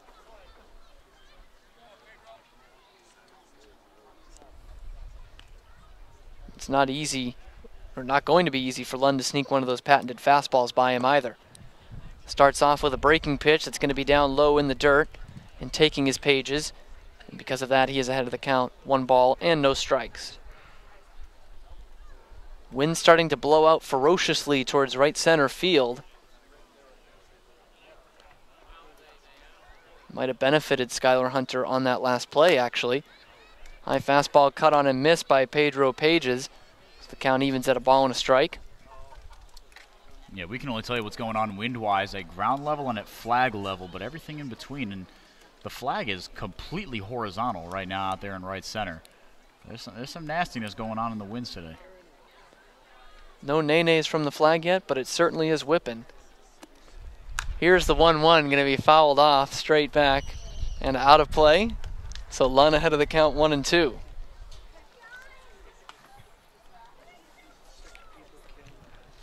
Two out and 2 men aboard for the Harbor Hawks in their half of the 4th inning. They have already scored twice in this inning on the 2-run single by Eric Rivera, who stands at second base.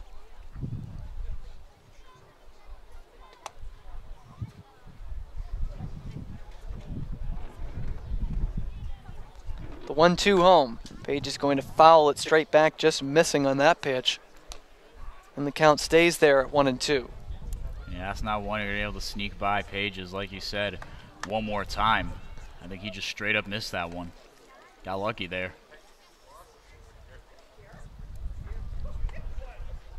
So 1-2 the count, 2 outs, 2 men aboard, runners leading off of first and second. Connor Lund trying to minimize the damage here in the 4th inning. This one going to bounce in front of home plate. Amditas does well to lunge at it and keep it in front of him and keep both runners at bay. But it's the second ball, runs the count to 2-2.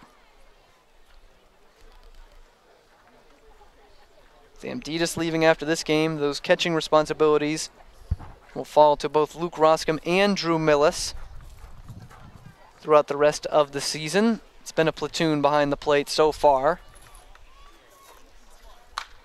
Page is going to reach out and get this one to deep right field. Idens to the wall, he's looking up, and this one is gone off the scoreboard. 2 outs, 2 strikes, and the blood just keeps dripping down for the Gatemen today. Pedro Pages, a 3-run homer, and it is 8-0 Harbor Hawks here in the 4th inning. So much for that run differential, huh? Rapidly erasing it, my goodness. Certainly cutting into it with the first homer of the year for Pedro Pages. And that wind stream up there might have had something to do with it, as he just reached out to get that ball. It is only 330 down the right field line. But nonetheless, 3 more runs on the scoreboard, and it is the biggest hole of the year for the Gatemen, down 8-0. First pitch is going to miss inside and high to Matthew Barefoot, who himself has a 2-run homer today. 3 RBI to his name already. This one misses same spot, 2-0 to the left fielder from Campbell. 3 for Pages, 3 for Barefoot, 2 for Rivera. And no cheapies either. These have all been very, very hard hit off these Hyannis bats.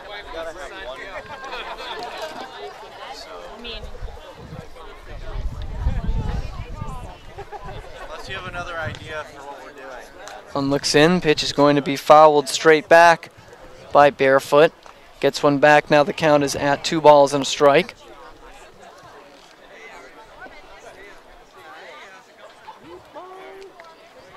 Barefoot on the year hit 8 homers for Campbell, 32 RBI. With OPS over 1,000, 1.069 on the year. 2-1, gonna miss outside. And the count now runs to 3-1 in Barefoot's favor.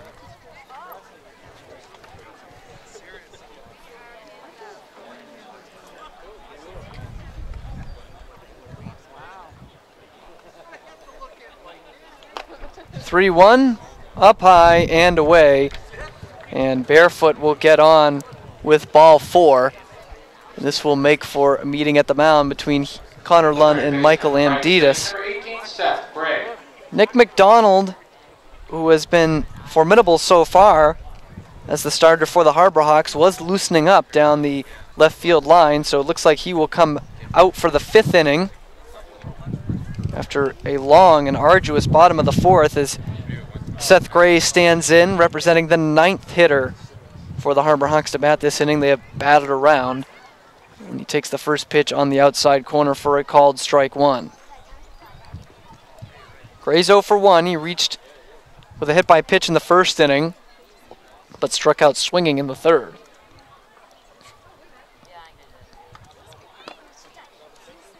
This pitch going to miss outside, so count evens at a ball and a strike.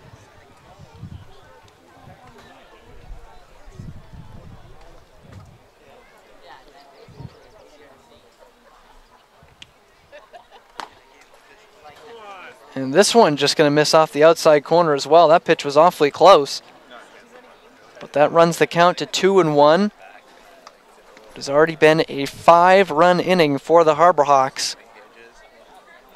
And they have blown this thing wide open here at McKeon Park.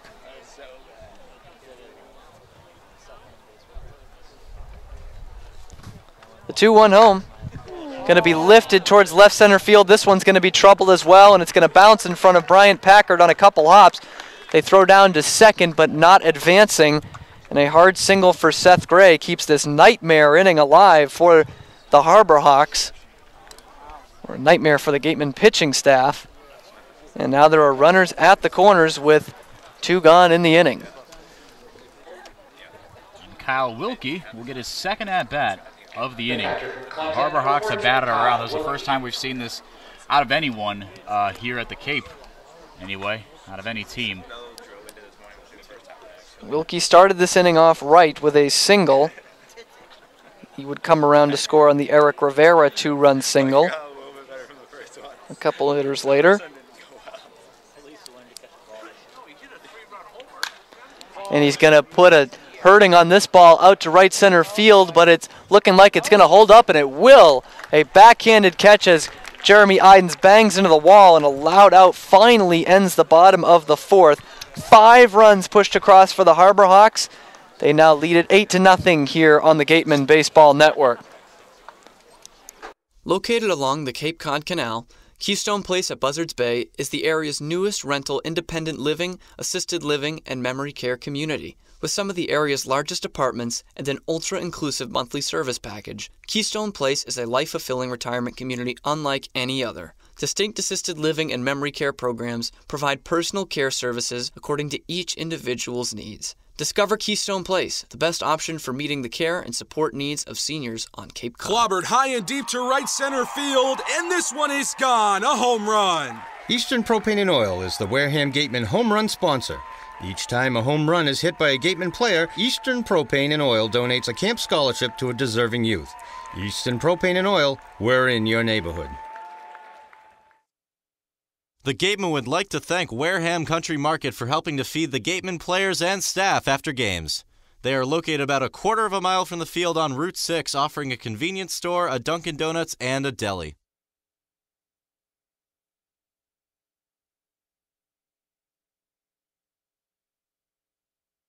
At the intersection of Route 195 and 28, Wareham Crossing, home of Lowe's, Target, and Red Robin, is the sponsor of the Gatemen Intern Program. They help to provide a world-class internship experience in broadcasting, marketing, sports management, and baseball operations. Check out Wareham Crossing's schedule for this year's Summer Movie Night Series.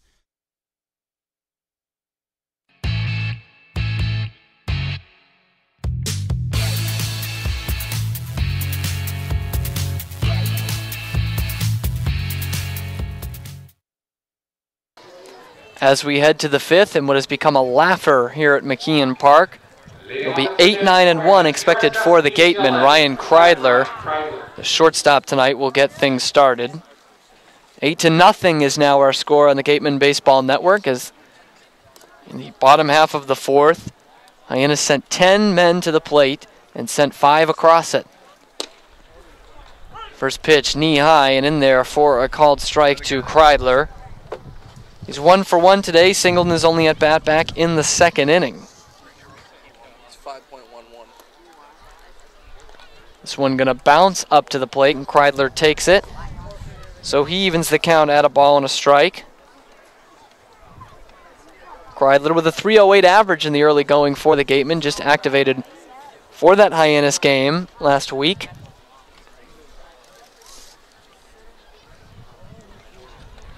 He and Jeremy Idens combined for 6 RBI in that game. A 9-0 Gatemen victory. Certainly the other end of the spectrum tonight, as this one's going to be taken down low, and Kreidler's ahead of the count 2-1.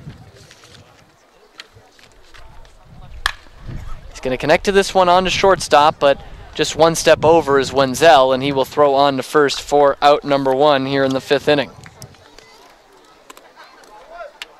So Kreidler 1 for 2. Skylar Hunter, switch hitter batting left, will step up. He's 0 for 1 today, but has made 2 terrific plays out in center field. Stop me if you've heard that one before.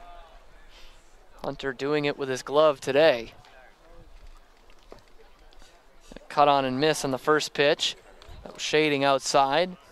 He's behind in the count 0-1. Struck out looking back in the 2nd inning against McDonald.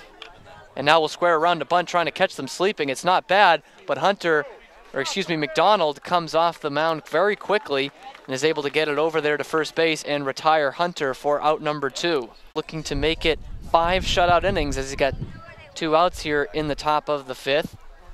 Parker Towns from Dallas Baptist is warming up in the Hyannis bullpen. Next pitch going to miss outside, so with 2 outs and nobody aboard, count stands at 1-1 to Idens. He's 0 for 2 today. Takes this one just above the number 7 on his rib cage. An inside corner, so count now goes to 2 balls and a strike. Idens struck out looking in the 1st, grounded out to shortstop in the 3rd. 2-1 is going to be bounced foul out by that Hyannis bullpen down the left field line. And so now McDonald is just 1 strike away from that 5-inning shutout. It's 2-2, and what a bounce back start it is for him. With an ERA nearing 11 coming into his start today, has completely silenced the Gatemen bats. 2-2 is going to miss outside and in the dirt. It's blocked back there by Wilkie. The count now runs full to 3-2. Yeah, neither starter really for either team has looked like himself today, for better or for worse.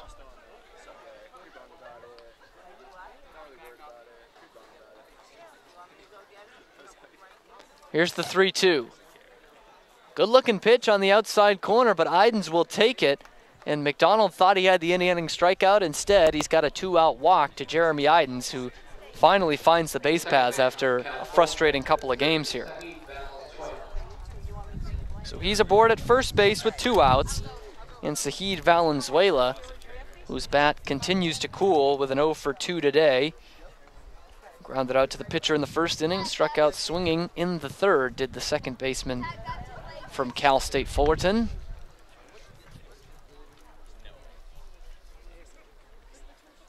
First offering to him this time is going to miss up and away, so he is ahead of the count 1-0.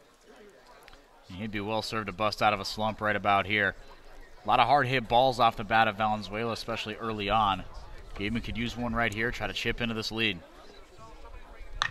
Valenzuela is going to connect on this pitch to right center field, and this is going to get down for a base hit. Idens will keep on chugging. He will get to 3rd, and Valenzuela getting a good swing on it and trying to heat that bat back up, has a solid single to right center. And now the Gatemen trying to threaten with 2 outs. They now put runners at the corners in front of Austin Shenton. Be a little sweeter with less than 2 outs. And Gatemen got to get the offense going individually in each inning a little quicker, but behind him who already has a hit tonight. Let's see what McDonald has up his sleeve, as got to imagine he doesn't have many pitches left. This one going to bounce in the dirt. It's blocked by Wilkie once again with that purple and orange catcher's gear that Henrique talked about earlier for his Clemson Tigers. It is loud back there. Very loud. It's intense. Yeah. It's an intense look. You got to figure any other team he ever plays for, it's not going to match. No. Outside of Clemson, South Carolina.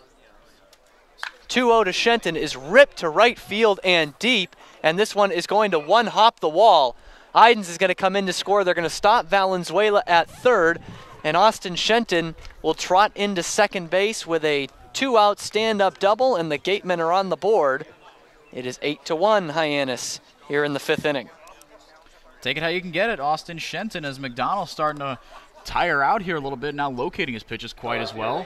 As you mentioned it, McDonald, he's a guy who's familiar with Shenton, but on the flip side, Shenton familiar with McDonald, took advantage of it there. Runners on second and third for Bryant Packard after what I imagine will be a pitching change here. A long trot out. We have not seen a signal yet. The infield is in. Bryant Packard thinks there might be a pitching change as he awaits his cuts. Still nothing. So now Gatemen have runners at second and third with 2 outs and trying to find them, itch themselves back into the game here. It's 8-1, and the Harbor Hawks are going to stick with Nick McDonald here. A lengthy conversation on the mound, but they'll let him face the dangerous East Carolina Pirate, Bryant Packard, who is already 1 for 2 off him today. He singled back in the 1st inning and is starting to really heat up in that cleanup spot for Wareham. Well, this is huge. This seems like a golden opportunity for Wareham to try to get back in this one. Like you said, Packard's bat is heating up and McDonald is slowing down. This one is a changeup that misses outside and low in the dirt. So Packard ahead of the count 1-0.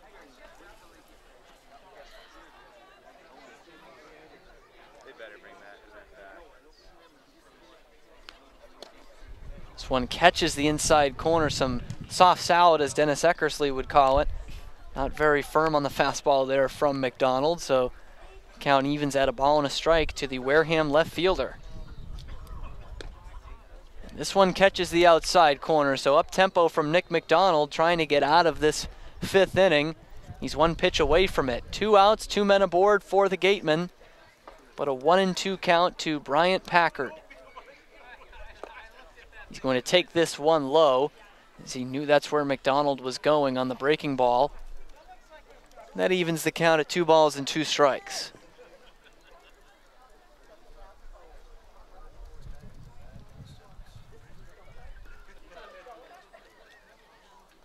2-2 is going to be nubbed on the ground away from McDonald, who is coming off the mound on the other side, but he's able to recover and flip on to first for the final out.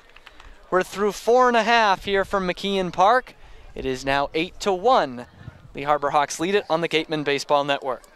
At the intersection of Route 195 and 28, Wareham Crossing, home of Lowe's, Target, and Red Robin, is the sponsor of the Gatemen Intern Program. They help to provide a world-class internship experience in broadcasting, marketing, sports management, and baseball operations. Check out Wareham Crossing's schedule for this year's Summer Movie Night Series. Make sure you sign your child up today for the Gatemen Robertson's GMC Youth Clinics. This year we have 5 one-week sessions for children 5 to 14. We also have 2 special sessions for hitting and pitching open to teens. Registration is available online at gatemen.org or through forms available at the merchandise booth. Northeast Maritime Institute's College of Maritime Science is a proud sponsor of the Wareham Gatemen. If you're looking for a career at sea, look to NMI's program of education, adventure, and employment on northeastmaritime.com, America's premier 2-year maritime college.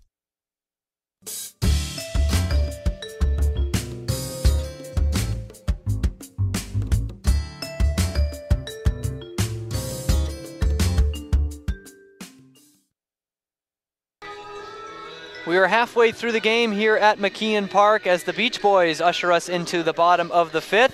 And to usher on for the rest of the game, I'm going to send it down to Henrique de Moore, who has play-by-play for the duration of this one. Thank you very much, Cam. Like you said, taking over for play-by-play the rest of this one. 8-1 is the score in favor of the Hyannis Harbor Hawks. Halfway through this one, Harbor Hawks looking like they are poised to take over first place in the West Division, if you can believe that. Gatemen held on to that spot so firmly, but as we talked about in the pregame show, a 4-1 start has been met with a 5-5 record for the Gatemen in their last 10 games, and Hyannis has done just about the opposite. They were incredibly mediocre to start things off, but have rattled off wins like nobody's business as of late. As everybody else has kind of stalled, Katuitt and Bourne kind of getting into a similar 5-5 every other day kind of rhythm. And Hyannis has taken advantage of it. They are 1 point behind Wareham in the standings with a win would leapfrog them, moving into 9-4-1, moving their record to 9-4-1. And Hyannis with a loss today would drop to 9-6. Connor Lund back to work. Strike at the knees to a pinch hitter in Todd Lott's spot.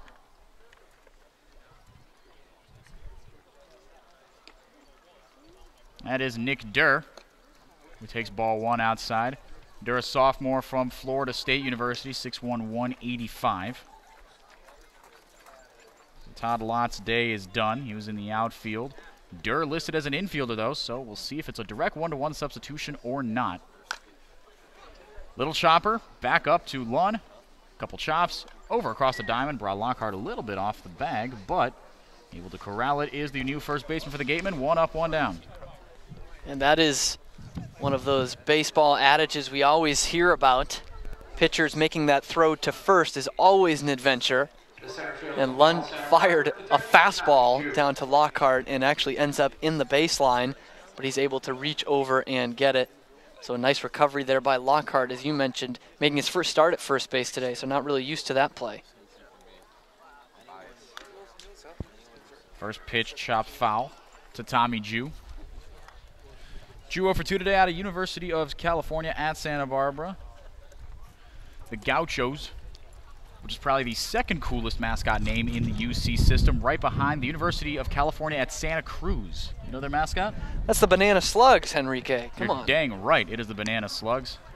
Should have figured you would know that one of all people. You've been pretty good on the college city, the city names, the mascots and nicknames. I also like Pulp Fiction. That helps. Yeah, they got a reference in there, didn't they? Breaking ball does not break much. Up and into Jew, and they're going to say it hit him. So he's aboard with 1 out. Not a very convincing case by Jew, but he's able to reach base. It just clips the sleeve. Yeah, but not too much argument out of the Gatemen staff either. And folks, I can apologize. I misspoke earlier. Lott is not playing in the outfield. He played in the outfield the last time these two teams met, so that's what was in my head. Lott in the DH spot, though. So pretty easy substitution for Nick Durr. But he was retired on that 1-3 putout. Tommy Jew, on the other hand, is on base with 1 down, was hit by a pitch. Eric Rivera now the batter. Takes a hard fastball low. Rivera, sophomore from Florida Atlantic. 2 Owls in this lineup along with Pedro Pages. So between the two of them, 2 runs scored, 5 RBIs, and a stolen base. Everybody's having a little bit of fun here at McKeon Park if you're in Hyannis Harbor Hawk anyway. That one's taken for ball 1 inside. Ball 2, I should say. Lund trying to bounce back. And just trying to, in his first full inning of work, gets a strike at the knees, well placed on 2-0.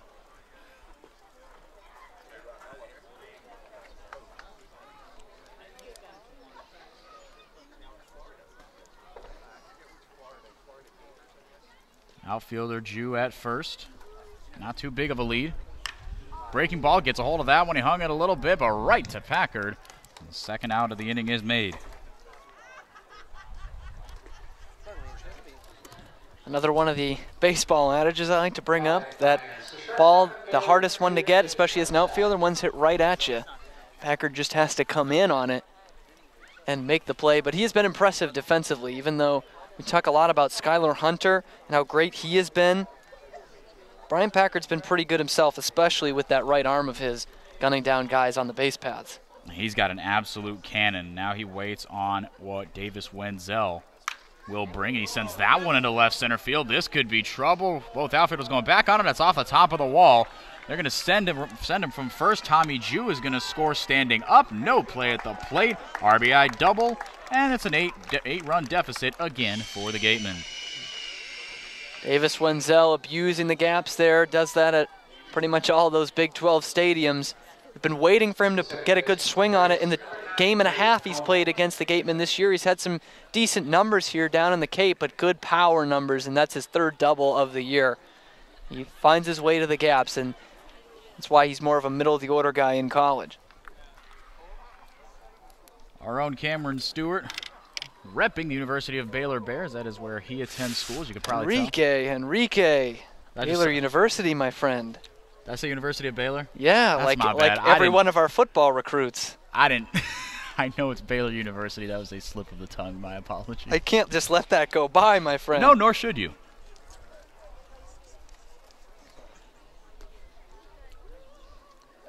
Two away here. Gatemen trying to get out of this inning. Prevented from spiraling into a bigger inning. At second base, Davis Wenzel, I should say. Tyler Garris pinch hitting for Braden Como here in the 5th inning. Garris wears number 10, batting .250 on the year, trying to drive in another run for the Harbor Hawks. Breaking ball, very good pitch on 1-1 to make it 2-1.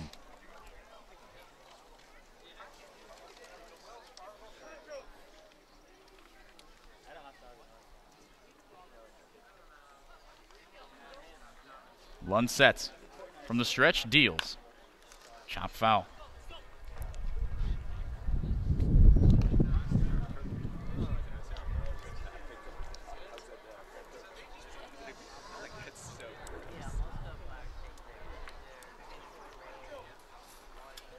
(9-1) Harbor Hawks. A blowout here at McKeon Park. Gatemen trying to keep this one from spiraling any further out of control. Inch back into this one, if nothing else, play for some pride. The 1-2 offering. Chop to shortstop, this should do it. Kreidler comes in on it, couple hops across the diamond, and the side is retired. The Harbor Hawks score 1 and strand 1 in the 5th. We go to the top of the 6th, 9-1 Hyannis on the Gatemen Baseball Network. The 80 Makepeace Company also owns and operates Reed Custom Soils, the area's leading manufacturer of custom soils, including CU structural soil and Rooflight certified green roof media. Reed Custom Soils is also a manufacturer and distributor of baseball infield mix and conditioners. To learn more, visit 80makepeace.com or reedcustomsoils.com.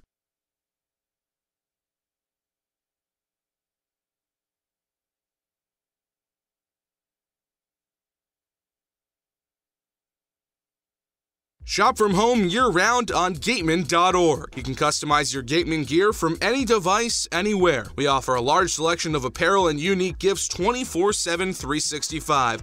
Hard to find sizes, colors, and styles. Youth Clinic registration is also available. Visit us today and remember us for holiday gifts at Gatemen.org. Cape Cod Healthcare is the leading provider of healthcare services for residents and visitors of Cape Cod, with 2 acute care hospitals and more than 450 physicians. For more information, please visit CapeCodHealth.org. Cape Cod Healthcare. Expert physicians, quality hospitals, superior care.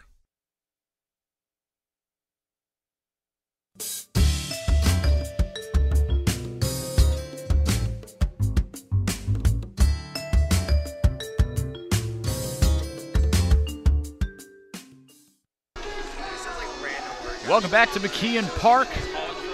9-1 Harbor Hawks in the top of the 6th inning. Couple defensive substitutions. Someone we saw in the 9-0 blowout at the hands of the Gatemen. This one, the script is flipped.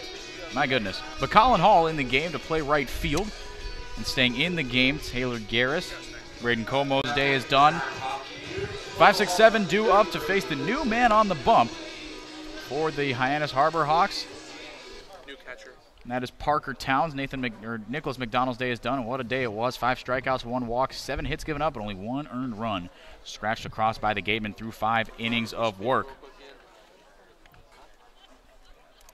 It's been a pretty good start to the Cape League season for Towns. He has made 2 relief appearances, is not allowed a run yet in his 3 innings pitched. The guy from Dallas Baptist. Well, all Texas matchup to start off this inning. And behind the plate as well, another defensive substitution, Brady Lindsley. You see the loud catcher's gear has suddenly disappeared, much to my chagrin. So Kyle Wilkie will probably have a pinch hitter of some kind, probably Lindsay. Next time the offensive half of the inning rolls around for Hyannis. That one fouled off from Lockhart. I will say, almost equally ugly, though, with a big red catcher's mask. Yeah. That, of course, OU maroon. The rest of it's black, though, and it's neutral. Yeah, it just clashes really poorly with the blue belt, orange sleeves, and white jersey. It just doesn't, with that bright, not even bright, that like just deep red mask. Not doing too hot. And the rest of the catchers here, like you said, jet black.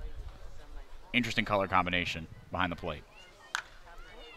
Lockhart, that one fouled off. Foul territory, third base side. Gray has a play on it, reaches up and makes the grab. 1 up, 1 down.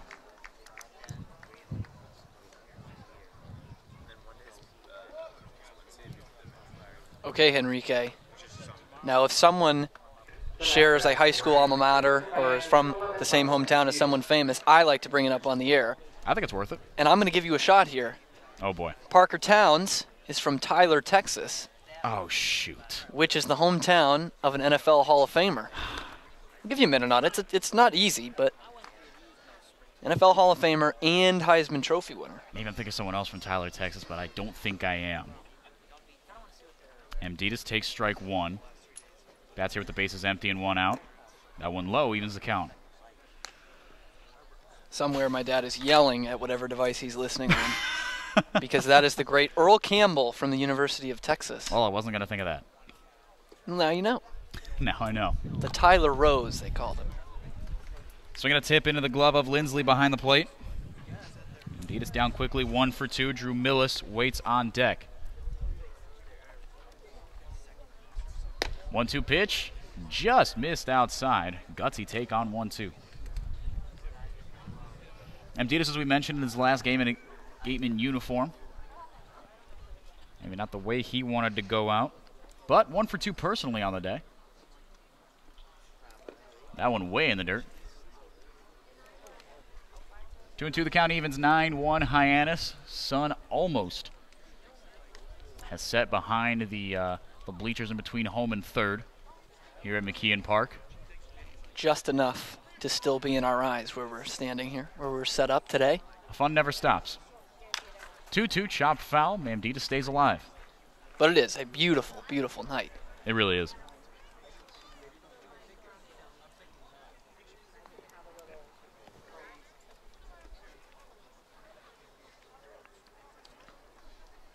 From the windup, 2-2 pitch. Hard ground ball up the middle. Will get through into center field. Taylor Garris, a good diving attempt, but nothing doing. Gatemen have a runner aboard with 1 out. And it's too bad Michael Amditas has to leave us so soon. This is the most impressed I've been with him offensively for a game tonight. 2 for 3, a couple of singles. First one was very hard hit into left field. This one just plays perfectly. And it's too bad as it looks like he's starting to get that confidence up. No, I couldn't agree with you more. It is a bit of a bummer. Drew Millis would be well served to get the bat going himself. Is 1 for 2 today. And has poked that average just over the Mendoza line, 208. That one hammered into deep right field, going back on it, Hall. And that's off the wall. That should get a run in. Holding him up, though, at third is Mike Mobb. Amditas got a pretty good jump on it. He hit it hard, and with a short porch out there in right, 330, and it only increases to 332 there in the alley. So that one had a shot, but hit a little too hard, not enough air on it, but runners on second and third for Ryan Kreidler of UCLA. And that's something we've been waiting on all year for Drew Millis, his first extra base hit of the year. Big RBI guy in college, just riding that inside fastball and turning on it towards that short porch in right field. Not the shortest porch, but still I think 330 constitutes a short porch, if you will. But Yeah. it is 324 down to left field, so technically I shouldn't be saying that. I think what's more impressive is Kreidler rips and misses at that one, is that it is 332 in the alley and then jumps 62 feet into dead center to bump up to 394. It's a tough center field to patrol. It really is, yeah. I think that and Eldridge Park at Orleans, that was truly nuts. Well, that's another zip code, 434 Yeah. out to center in Orleans. That one hard hit. Ooh, good play by Garris. Going to come home with it. The slide, not in time. Good play. Garris to Lindsley. Heads up play there from the second baseman, Garris. As the infield was back, looked like it might have been surrendering a run, and Amditas walked right into an out. 2 down on the 4-2 fielder's choice. Drew Millis stays at second. And this is a beautiful play by the Hyannis defense. They know it's a 9-1 game. Anything on the ground is going to be a contact play, even with the slow-footed Amditas at third. And it was hit relatively hard down to second base. So an easy play for the man there to just go home with it. And Amditas was dead to rights. Hyannis with the second best defense in the Cape League. Playing some heads-up ball, Taylor Garris. Fresh legs at second base. Putting in work, even in a 9-1 blowout. Still gunning guys out at the plate. Skylar Hunter gives this one a ride. Barefoot going back on it. He is under. He catches it a few feet shy of the fence. And the side is retired. The Gatemen almost score 1, but instead strand 2. They still trail it by 8. We'll move to the bottom of the 6th inning. We're going to take a quick break. When we come back, J.D. Raunchy with a look around the Cape on the Gatemen Baseball Network. Located along the Cape Cod Canal, Keystone Place at Buzzards Bay is the area's newest rental independent living, assisted living, and memory care community. With some of the area's largest apartments and an ultra-inclusive monthly service package, Keystone Place is a life-fulfilling retirement community unlike any other. Distinct assisted living and memory care programs provide personal care services according to each individual's needs. Discover Keystone Place, the best option for meeting the care and support needs of seniors on Cape Cod.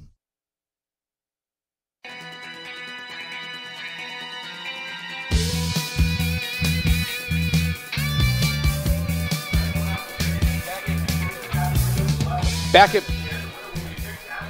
McKeon Park, a 9-1 lead for the Hyannis Harbor Hawks over the Wareham Gatemen here in a Western Division matchup. But there are 4 other games going on around the CCBL tonight.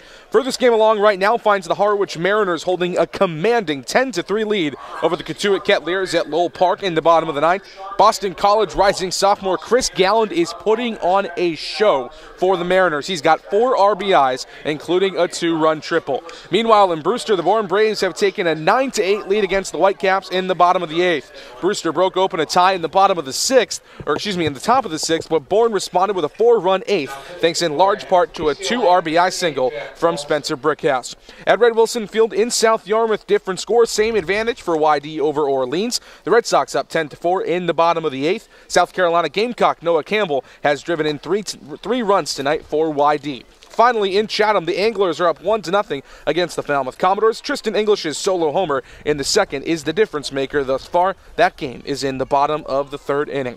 9-1 the lead for the Hyannis Harbor Hawks over the Wareham Gatemen. They try to add to it here in the bottom of the 6th. And back for the play-by-play, here's Henrique DeMore and Cameron Stewart. Thank you very much, JD. Like a well-oiled machine as always is JD on the looks around the Cape. 9-1 is the score here, though, in favor of the Harbor Hawks, as previously mentioned, and a pitching change, 3rd guy of the day to go today for Wareham. And it's a guy we haven't seen before, another one of these UCLA Bruins, Jack Ralston, making his first appearance on the Cape in relief of Connor Lunn. That pitching change, of course, brought to you by the Bay Point Club, Onset's 18-hole championship golf course with a driving range open 7 days a week and senior discounts offered every day, and, of course, always open to the public. So get to the point. Not the best year this year for Ralston, finishing up his sophomore year at UCLA.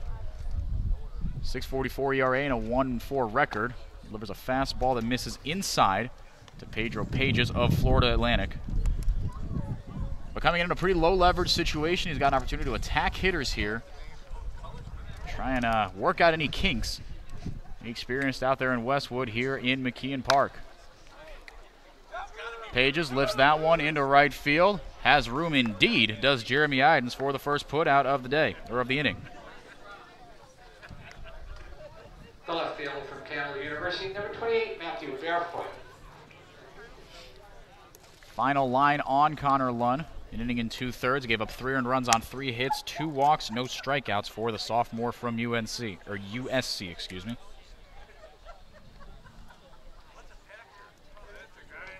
Ralston will face his second batter of the day. It is Matthew Campbell. Matthew Barefoot of Campbell, my goodness. That one in the dirt. Amditas keeps in front of him, but no harm, no foul.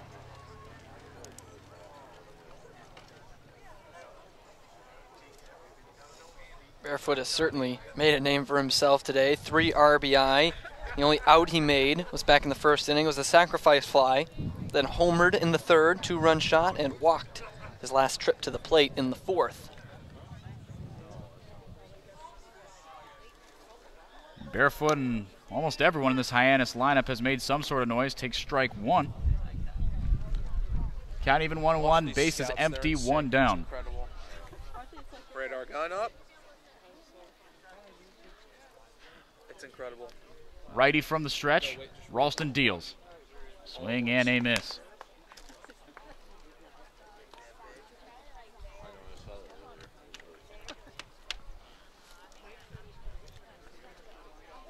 Pages as a sophomore, career highs across the board in his second year as an Owl. Batted .309, 4 home runs, 31 RBIs, 9 doubles, and .368 on-base percentage. Pretty good behind the plate, too. Especially impressive given how well built this kid is. Pretty limber, pretty good pop time, 6'1", 230. But pretty good numbers behind the plate defensively. Just 2 errors, caught 6 runners attempting to steal, and a back pick that's well recorded as well for the Owls. Fouls that one straight back. Count now goes to 1-2.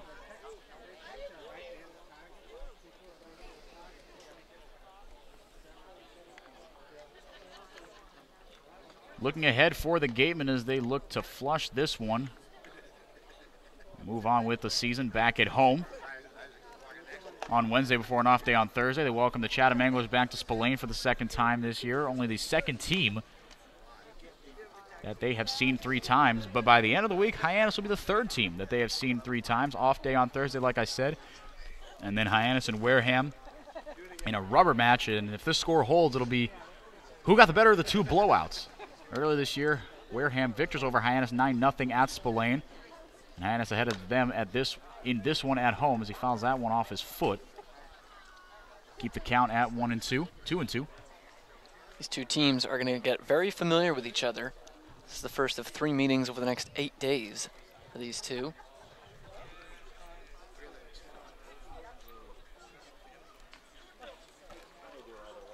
And will not see Hyannis again until July 8th, and then until July 29th. That one driven foul. Putting together a pretty good at-bat is Matthew Campbell. Can't put up numbers like he did without putting together good at-bats, long at-bats. Bottom 6, Hyannis ahead by 8. From the stretch, Ralston sets, deals. Hard fastball misses low, count goes full. Hyannis, on the other hand, traveled to Brewster to take on the Eastern Division Cellar Dwellers to kick off a 3-game road swing, making up a game on Thursday against Falmouth. And then, as we mentioned, at Spillane to take on the Wareham Gatemen. And he lost and went from 1-2, and Matthew Barefoot, battled back and is aboard with 1 out. Everything has been low from Ralston so far, so if you're going to want your guy to miss, you'd rather it be down low, but featuring a lot of breaking pitches down in the strike zone, not leaving any of them up yet. And here comes Seth Gray, pretty dangerous hitter in his own right. Last time these 2 teams met, had a 3-hit game. Did the sophomore from Wright State, fouls that one off, 1 for 2 today.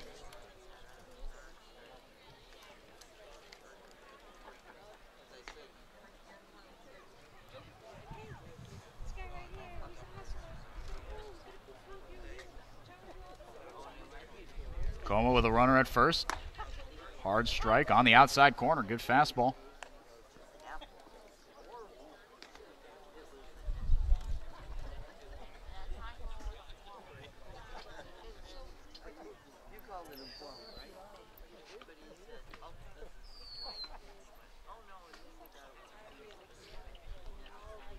The 0-2 pitch. Just missed with that one, but I like that offering on 0-2. Hard fastball upstairs, trying to get Gray to chase. Especially with, as I mentioned, he's been featuring a lot of the breaking pitches down in the dirt. Gray's definitely sitting on that there, and that pitch just missed off the outside corner. That very well could have been a called 3rd strike. And didn't miss by much. Went back there again. That one up the middle. This could be two. Over to short for one across the diamond. A 1-6-3 double play to end the inning for the Huskies. That one brought to you by TM Ryder Insurance Agency. Package your home and auto for the perfect double play. TM Ryder has been steering and securing your course for insurance since 1877. We go to the top of the 7th inning here from Hyannis. Still 9-1 Harbor Hawks on the Gatemen Baseball Network. Soft as a Grape has 10 retail locations on Cape Cod, so even when you're cheering on your Gatemen at any away games, stop into a Soft as a Grape store for the best Cape Cod products. Stores located in Falmouth, Mashpee, Woods Hole, Hyannis, Chatham, Provincetown, Edgartown, Oak Bluffs, and Vineyard Haven. From beach day to every day, Soft as a Grape has you covered. Whatever your goals may be, Joe Crespi and the Merrill Lynch of Taunton will work with you to develop a customized financial strategy designed to help you pursue what's important to you. Managing your wealth and listening to you is their top priority. Folks, after the game, be sure to visit El Mariachi on Main Street for the best Mexican food in Wareham. The Cantina provides a delicious late-night snack accompanied by fun cocktails.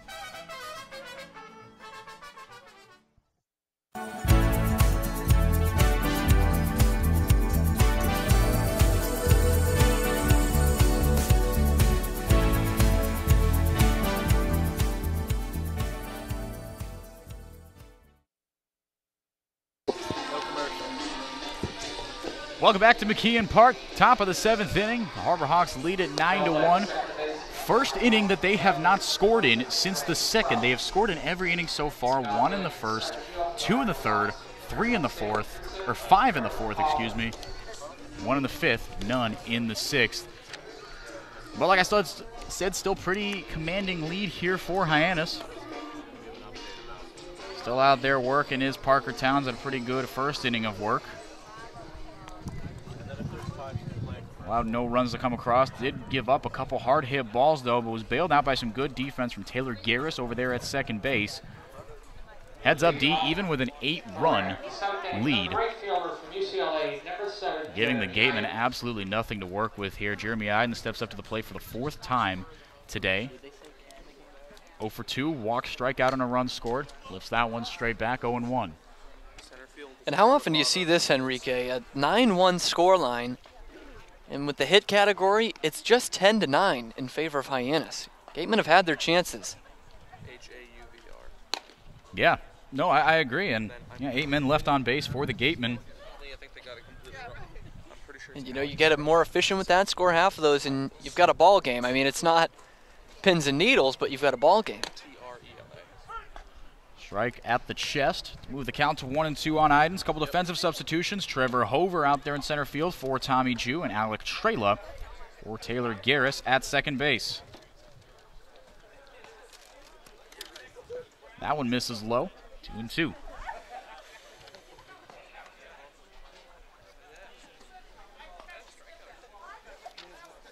Idens trying to perk that batting average back up. Got off to a torrid start with the Gatemen, as did his teammate Ryan Kreidler.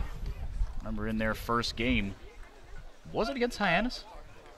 Yes, yep. That would have been last, I believe, Tuesday. Yeah, because... Don't quote me on the day of the week, but last week against Hyannis, the 9-0 win. Each of them with multiple RBIs, but having no success really today. Strike called on the outside corner. Goes down looking for the 2nd time today, does Jeremy Idens. 1 away for Parker Towns, his first K of the day. And that's 5 strikeouts in the last 6 at-bats for Idens, with a walk mixed in there back in the 5th inning. We talked about it back in the 1st inning, which seems like so long ago, that combined with the 3 strikeouts from game 2 in YD, I mean, that really is not how he has operated. He's put the ball in play. Not a big walk guy either, but he just put the ball in play. He's been a really tough out for the Gatemen to start things off, but is slumping pretty hard here. Valenzuela rifles through one, 0-1. Austin Shenton waits on deck. He's 2 for 3, having himself a pretty good day, all things considered. Chops that one right back to our location. 0-2.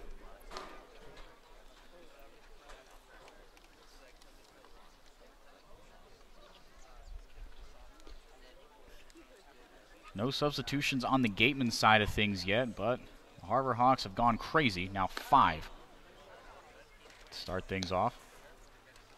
That one outside, 1-2.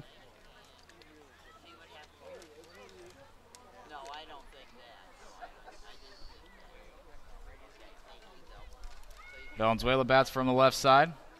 Righty Towns, breaking ball low. Very good take on 1-2.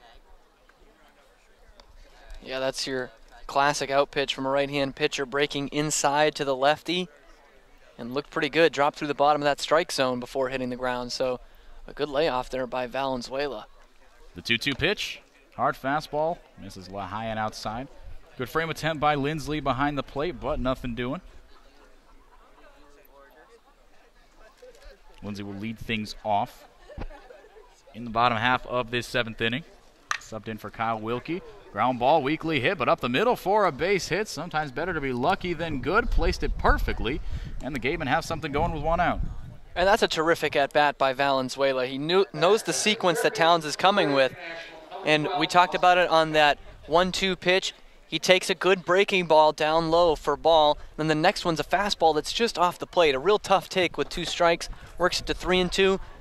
Knows the way Towns is going tonight that he's going to throw him a strike here on 3-2 and shoots it right back up the middle. It's a good baseball IQ from Zahid Valenzuela. Another one of those stop me if you've heard this one before kind of deals.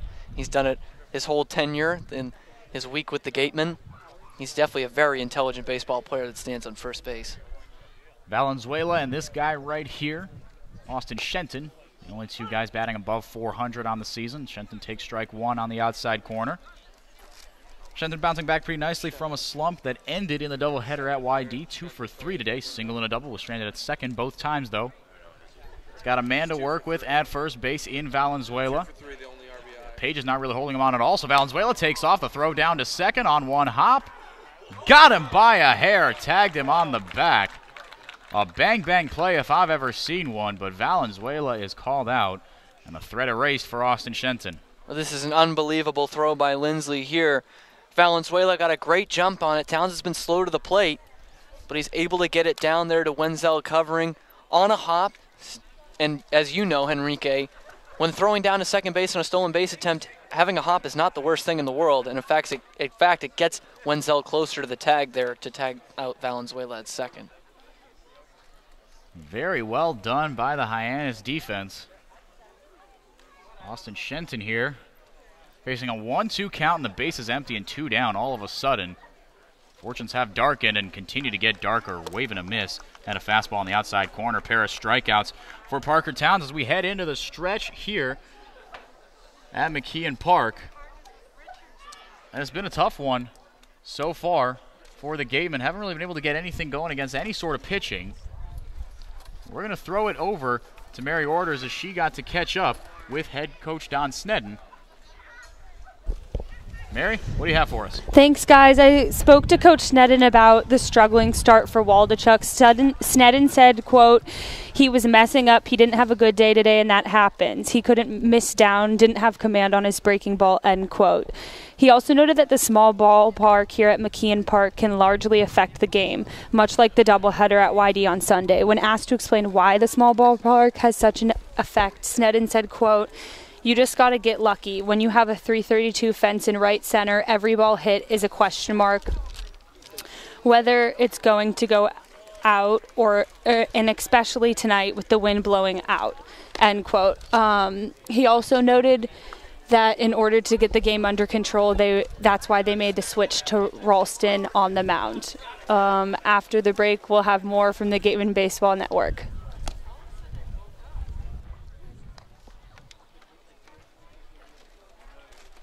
Whatever your goals may be, Joe Crespi and the Merrill Lynch of Taunton will work with you to develop a customized financial strategy designed to help you pursue what's important to you. Managing your wealth and listening to you is their top priority. Folks, after the game, be sure to visit El Mariachi on Main Street for the best Mexican food in Wareham. The Cantina provides a delicious late-night snack accompanied by fun cocktails.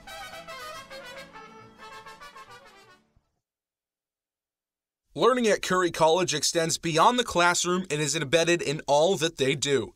Curry prepares students to engage in successful careers and active citizenship with a global perspective. Explore undergraduate majors, minors, and concentrations, including new majors in accounting, biochemistry, and software development, online at www.curry.edu.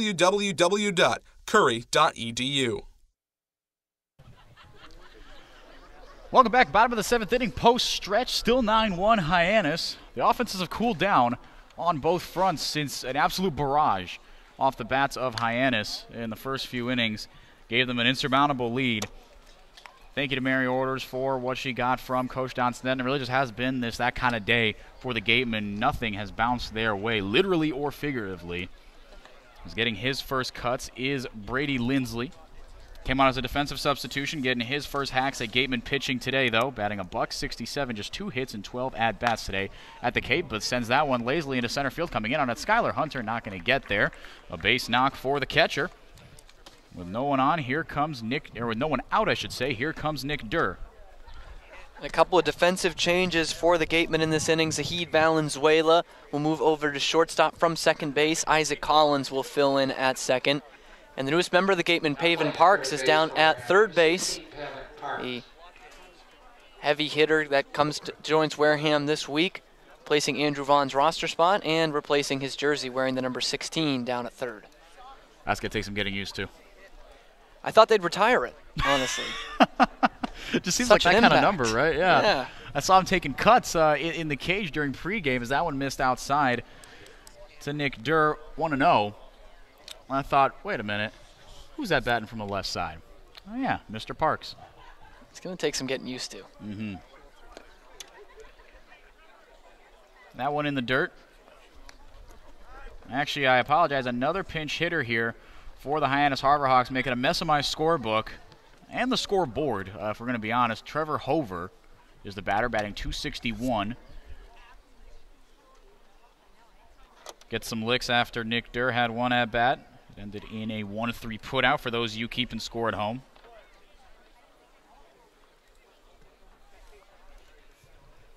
Hover out there in center field.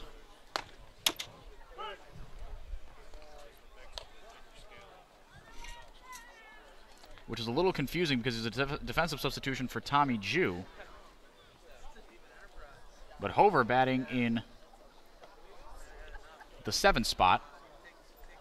I was hoping you'd say it because it's tripping me up too. Yeah, I was hoping I didn't screw that up, but I think that's just an orthodox switch. 1-2 meanwhile, as I finally look up from my scorebook. So you know what it must be, is that 7th spot was occupied by the designated hitter. Mm-hmm. So can they move that around? So Jew's on deck.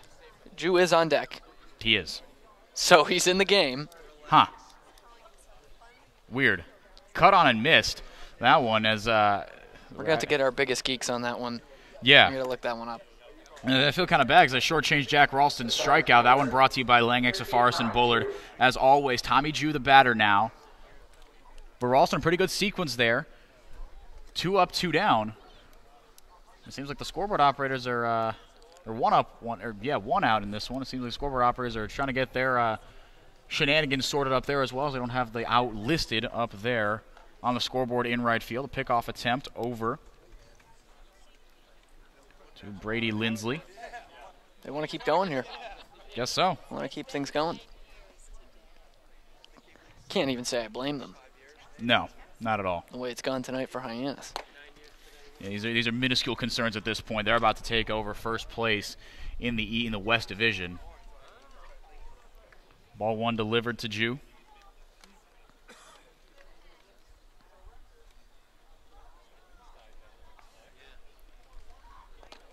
One offering. Well done by Amditas. That was an absolute missile. It seems like it's just been location that's been the issue for Ralston at UCLA because he can chuck it. A little bit of a wild delivery. But as soon as he settles that down, finds a little more command. Should be a feared pitcher in the Pac-12.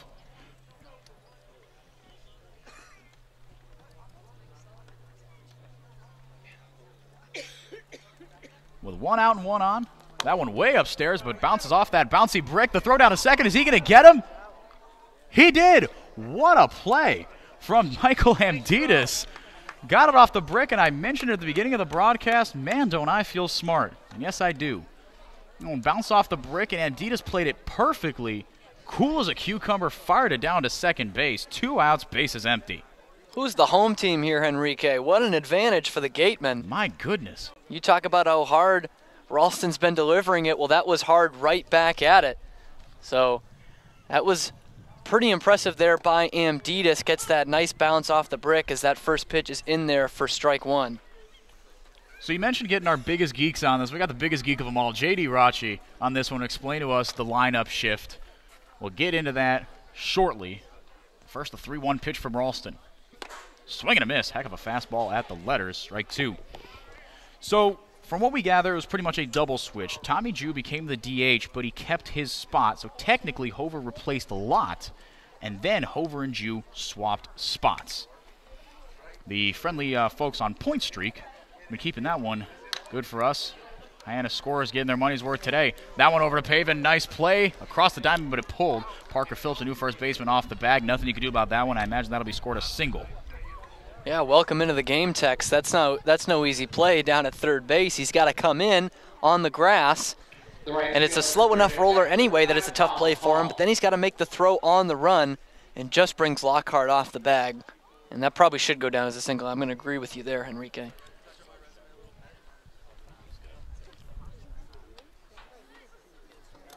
So now with a runner at first in Tommy Jew. Here is a guy who came in as a defensive substitution, Colin Hall of Alpharetta, Georgia. Getting his first cut at Wareham Gatemen pitching.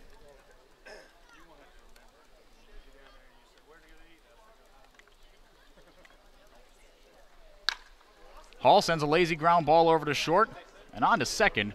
Valenzuela to the new second baseman, Isaac Collins, to retire the side. Hyannis gets nothing. They strand one. We go to the top of the eighth from McKeon Park on the Wareham Gatemen Baseball Network.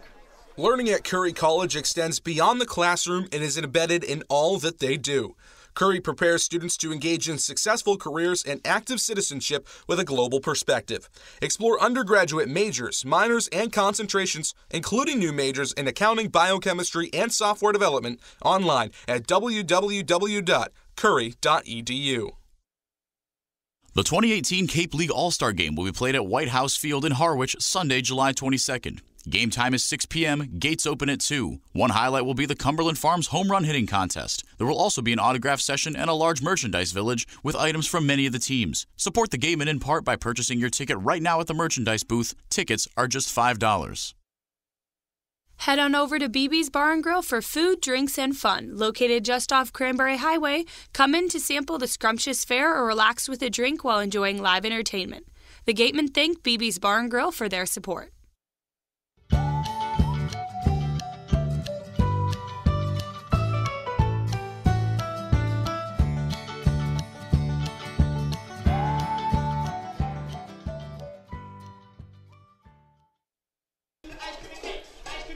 Back here at McKeon Park, top of the eighth inning, 9-1 Hyannis. 4, 5, 6 set to face the new guy on the bump for Hyannis, and that's Kyle Kemp. Right-hander taking over the duties for Parker Towns, who had himself a pretty good day. 31 pitches, 20 of them strikes, the final line on him. No runs earned or otherwise given up, no walks either, 2 strikeouts, and 3 hits over 2 innings of work. First appearance on the summer for Kyle Kemp from Lipscomb, and he made 6 starts for them this year in 20 appearances. A 1-3 record with an ERA of 4.11. Batters hitting .250 off him. He did strike out 59 though in 50 1/3 innings pitched. So he's got the put away stuff and is going to try to give it to the Gatemen here in the 8th inning. 6 more outs to go for Wareham to try to salvage some semblance of an offense here. Hasn't been a ton for them, but also just a lot of guys left on base. 10 hits for Wareham, just one run to show for it. Hyannis only out-hit them by 2.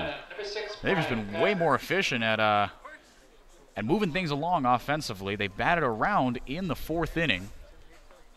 Sent 10 men to the plate. Have been silent in recent innings, but 9-1 lead early on will do that for you, and Brian Packard reaches with a lazy fly ball single into shallow left field. One on here, no one out for Lyle Lockhart Jr. trying to bust out of an 0 for 3. And actually, we see the defensive substitution come in to play on the offensive side of things. Not number 18, but number 19 stepping up to the plate in Parker Phillips, sophomore from Austin P. He's a guy who started to hit the ball a little harder as of late as well, with a home run in Game 2 of that doubleheader against YD. Austin P, number 19, Parker Phillips. He's a guy I imagine we'll see more at first base. He's definitely more used to playing first base. Probably Lockhart in a designated hitter position, although kind of splitting hairs though. Those are pretty interchangeable. I think both those guys will find places in the everyday lineup for the Gatemen. Absolutely. Like you said, wouldn't be surprised. First base, DH. And today the DH spot occupied by Andrew Millis and Michael Amditas behind the plate. So one of those guys, Amditas is going to be gone, so Millis doing the catching duties. That DH spot opens up. But very quickly now 0-2 to Phillips. Setting up low and outside as Lindsley gets it right where he wants it. Not much of the outside corner caught, but just enough for a strike 3 call from the home plate umpire. 1-on-1 out for Michael Amditas. And that's something we've seen a lot from Parker Phillips this year is the strikeouts. We say those power numbers are going to come, as they did in the college season for him, but he's one of these new age hitters. It takes a lot of strikeouts if you can drive in a lot of runs. So we're just waiting for that RBI end to pick up. Runner goes in there without a contest is Bryant Packard, so the heavy-hitting outfielder with a stolen base. In scoring position for Amditas, who started to heat up like we alluded to, Cam. 2 for 3 with a strikeout. Was gunned down at home plate, though, on a nifty play by who was then playing second base, Taylor Garris, now Alec Trela. I thought this was interesting because it's a different pitcher from last inning for Hyannis, but still a great jump on him. Still a slow move to the plate. And this is a much better ball for Lindsley to throw on. And they just had no shot. He didn't even throw it down. Packard was in there easily. Yeah, sometimes the advantage of being a guy who no one expects to steal, you can sometimes get away with a couple. Element of surprise. Element of surprise. It could work. Babe Ruth tried to steal once. Ended the World Series on a caught stealing, if you can believe it. I can't believe that. What year was that? Ooh, that would have been 1922. Okay. The Giants over the Yankees. Yeah. Think of what would happen with the media today. Yeah, no, that would have torched his career. At least in the media, anyway. But then you hit 714 home runs and everything's okay. Yeah. 0-2, 1-on-1 out. Lazy dribbler, third base side. Gray across the diamond. This will get a runner over. But 5-3 put out means 2 away for Drew Millis. And I have to imagine, Enrique, that this would be Babe Ruth's favorite park on the Cape, because they do have the self-proclaimed best hot dog on the Cape. Mm. You were munching on one earlier. How did they talk a good talk and they walk a pretty good walk. That was a pretty good dog. It's a buttered toasted bun. Yes, right? which is That's automatically big. Sets you at an 8 on the 10 scale just to start. Yeah. And the dog was pretty good too, although juicy. I have remnants of it all over my laptop right now. It's a little gross, but it was a very good dog. That is a little gross. You're right. Drew Millis takes a rip and a miss at a breaking ball. I'm surprised it didn't get yours, to be honest. Me too. I was shocked when it happened. I'm going to have to wipe this down. I mean, there's only so much my sleeve can do from my crew neck. Yeah, okay, I see the residue. It's just rubbing it in. I see the residue on your screen. Hard ground ball foul down the first base line, 0-2 to Millis. But was it worth it to close out the thought? Yeah, you know what, it was. I'm glad. It really was. Happy tummy, happy guy. Gatemen, on the other hand, not too happy with the way this score line is going. Being out-hit by 1, but outscored by 8. Tough one today for the Gatemen. Got to flush it and move on. Or they welcome a very good team in the Chatham Anglers. Second place in the East. To Spillane Field tomorrow for an off day on Thursday. Fastball missed up and away to Millis, so it's 1-2 now. He's 1 for 2 today as well. 6 and 7 putting in work for Wareham. 1-2 pitch. Swing and a miss. Got him on strikes. 2 strikeouts for Kyle Kemp. And the Gatemen strand a runner at third for the umpteenth time today. We go to the bottom of the 8th inning from McKeon Park. 9-1 Hyannis on the Gatemen Baseball Network. Head on over to BB's Bar and Grill for food, drinks, and fun. Located just off Cranberry Highway, come in to sample the scrumptious fare or relax with a drink while enjoying live entertainment. The Gatemen thank BB's Bar and Grill for their support. The law firm of Lang, Exafaris, and Bullard, providing families and businesses in the greater New Bedford community with legal services for 40 years. We look forward to serving you. For an appointment, call 508-992-1270. We invite you to learn more about the law firm of Lang, Exafaris, and Bullard by visiting our website, lxblaw.com. Stop by the Ansel S. Gurney House, where you will find a unique shopping and dining experience. Whether shopping for a special occasion or just to treat yourself, you'll find what you're looking for in one of the 11 themed rooms. There's also a cafe serving fresh homemade lunches overlooking the extensive gardens. The Ansel S. Gurney House is located at 403 County Road in Marion.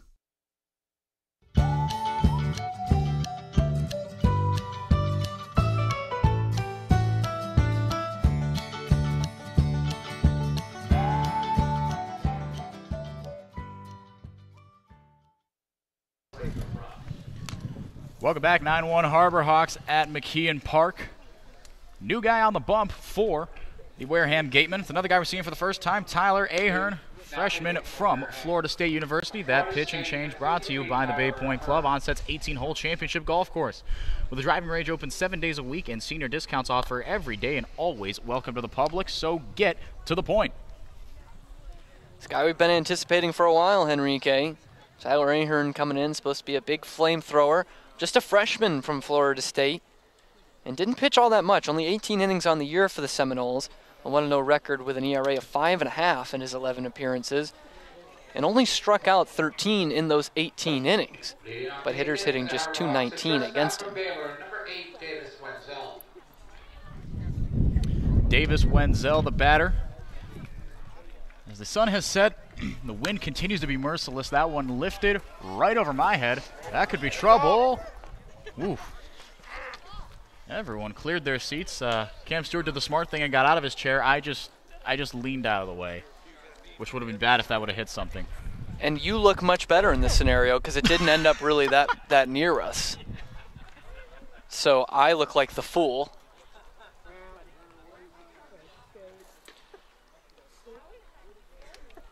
(0-1), just a loud long strike at the end of the day to Davis Wenzel. Strike on the outside corner. I'm going to have to get back at Davis for this one, making me look like a fool. Go get him when you get back to Waco. Pull up aside. Yes, sir. Yes, sir. 0-2 to Wenzel.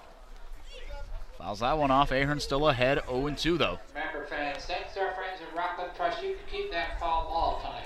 Final line on Jack Ralston. Pretty successful debut, I'd say. No earned runs, a walk, a strikeout, 2 hits over 2 innings of work.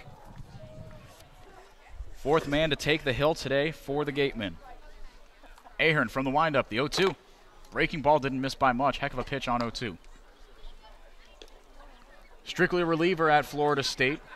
11 appearances, a 1-0 record, but a .550 ERA. 18 walks in 18 innings of work, only 13 strikeouts. But opponents only hitting .219 off him. So some positives in that freshman year as a Seminole. 1-2. Lifted lazily into foul territory. This will probably land in the dugout. Parker Phillips giving chase. Did he grab that? He did not. Made a heck of an effort, though. I thought he was going to land in the dugout with it. Yeah, I thought he was going to flip into the dugout. That's what I thought originally. But again, just a loud, long strike. Count remains 1-2.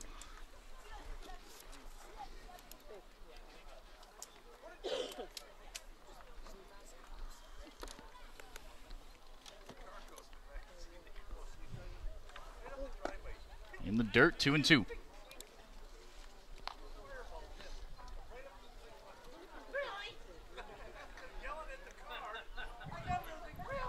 On deck for Hyannis. Batting in that second baseman spot, getting his first crack at Wareham pitching as that one misses outside. Ahern struggling to find the plate. And shot himself in the foot in this count, was looking pretty good with the fastball. to get it to 0-2, but now the full count offering. That one laced into left field. Packard going back on it, reaches up and makes the catch. Had a little hop in his step at the end there. But 1 up, 1 down when Davis Wenzel moves to 1 for 4 on the day. But a walk, a run scored, and a double. Pretty good day for the shortstop from Baylor. Yeah, and he put a rope on that one, but it was just right to Packard. All he had to do was move a few steps back on it. So positioned perfectly out there in left field is Packard. Was Packard.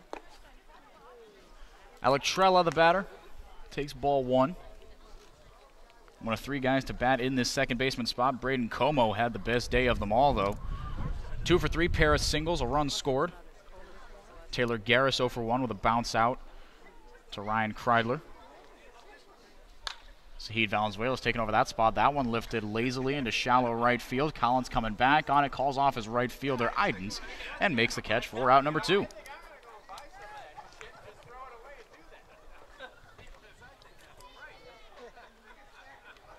First baseman from Florida Atlantic, number 37. Here's a big bopper, Pedro Pages, 3 RBIs coming on 1 swing. A shot off the scoreboard in right field, helped out by this this wind that continues to be pretty merciless. My fingernails are turning purple. I don't know about yours. They're getting there. Yeah, it's ugly. Getting there.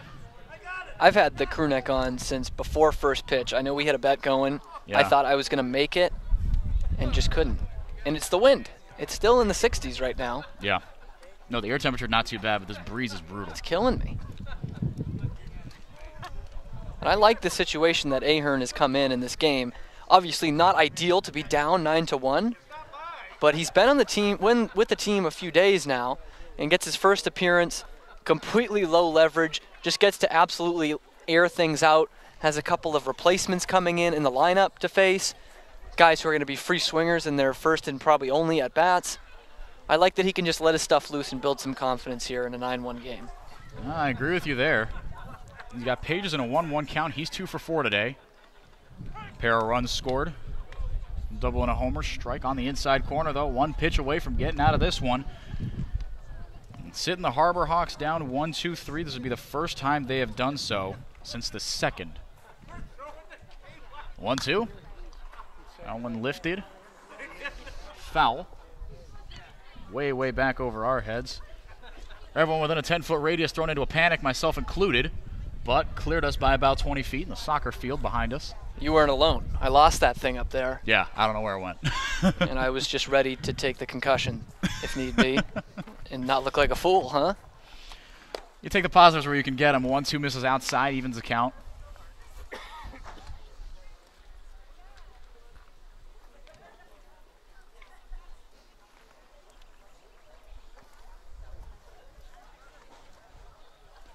From the windup, Ahern in the dirt, count goes full.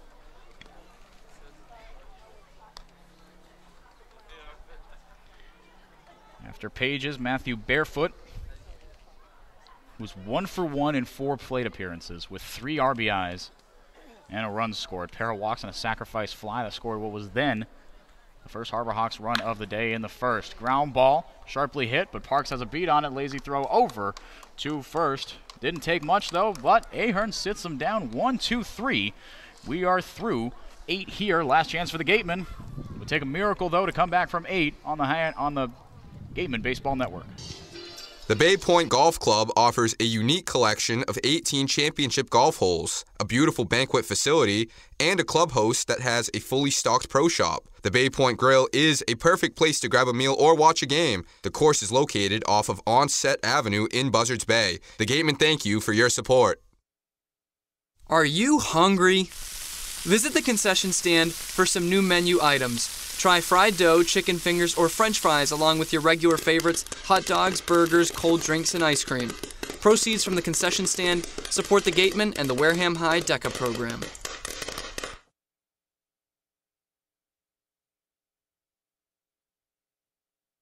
Got legal trouble? Attorney Mark Deshays is here to help the greater New Bedford area with real estate and business law, estate planning, and probate. Visit him today.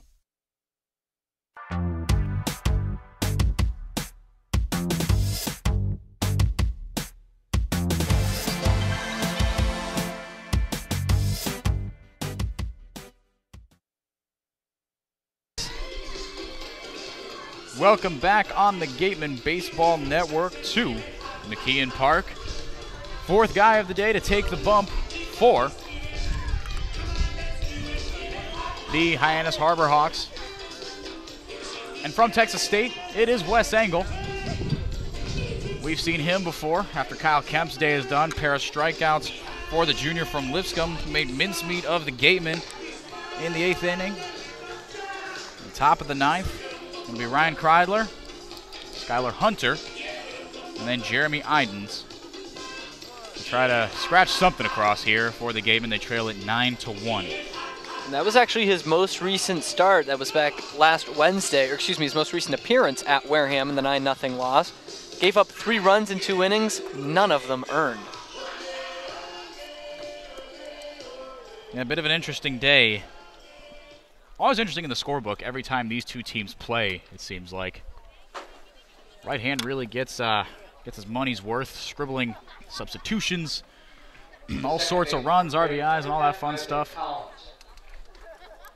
But now a defensive substitution here, or an offensive substitution, as Kreidler was taken out of the game. Collins in at the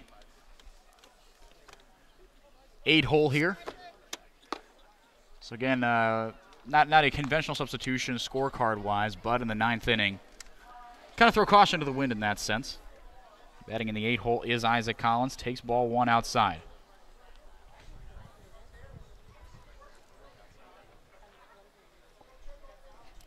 Collins in at second. A little while ago, 2-0. And Enrique, in our newest installment, Wes Engel from Southlake, Texas. You don't have to guess this one, but another NFL Hall of Famer, 4-time Super Bowl champion, Terry Bradshaw. Ah, would you look at that? Just outside of Fort Worth is Southlake. 3-0 as that one misses up and into Collins as well. And Collins trying to restart his bat after getting off to a hot start on the year. Hasn't seen the field a ton, with the arrival of Valenzuela and Kreidler clogging up that middle infield. 3-0, taken all the way, takes it at the knee, strike 1. Skylar Hunter, though, does wait on deck. Trying to snap an 0 for 3 as well. Cut that up. You cut that up. 3-1 to Collins. Big rip and a miss. He wanted all that fastball and got none of it. Count goes full. Yeah.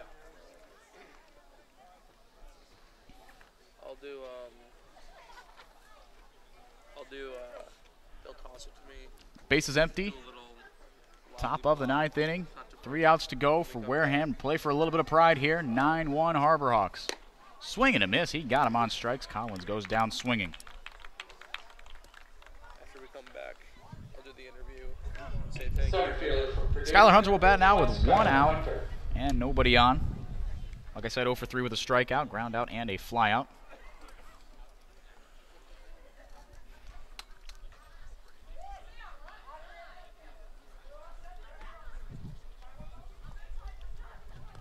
Switch hitting Hunter, batting from the right side. That one in the dirt. Lindsley bounced it off his glove. No harm, no foul. No one on base.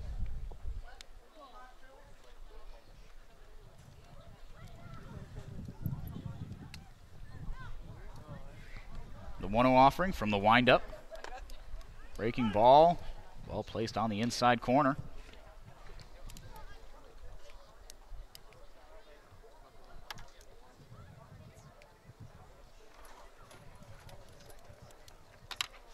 Wes Engel of Texas State trying to make quick work of the Gatemen here in the 9th, and is on his way to doing just that. A 1-3 putout, little dribbler back to the pitcher, fires it over to his first baseman, Pages. We've got 2 down, Gatemen down to their last guy, and it's Jeremy Idens. And with Hunter today, we've seen him lunging at a lot of pitches, and that was something he had gotten away from the last few games where he started to put on some better swings, but today a couple of lunges, was way out in front of a strikeout earlier in the day, and then has been out in front in a couple of ground balls back to the pitcher. Yeah, so mechanically and timing-wise, he's not going well for Hunter. He has He has regressed a little bit on the offensive side of things, but defensively still making web jam after web jam, as we have seen. Strike one called on Hyannis. He's 0 for 3, pair of strikeouts. But Walkden did score, the only Gateman run of the day. Sends a single into right field. It bounced past Hall. He misplayed it off the bounce. Hyannis is thinking 3, and it looks like he's going to get there standing up. There will be a throw. He dives in head first, but with a triple on the misplay from Hall.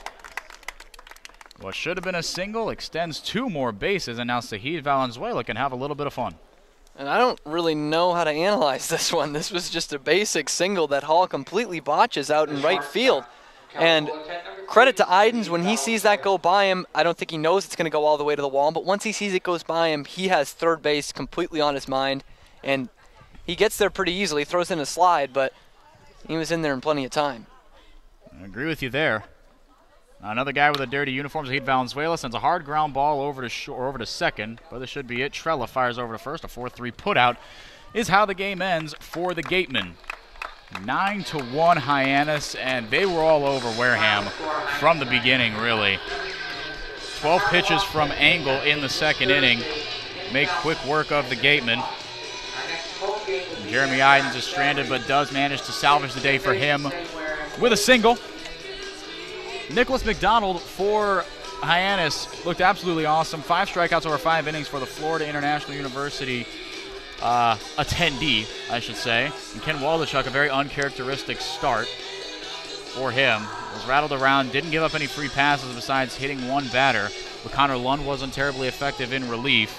Got to see a couple new guys, though. Jack Ralston and Tyler Ahern, 3 scoreless innings of work.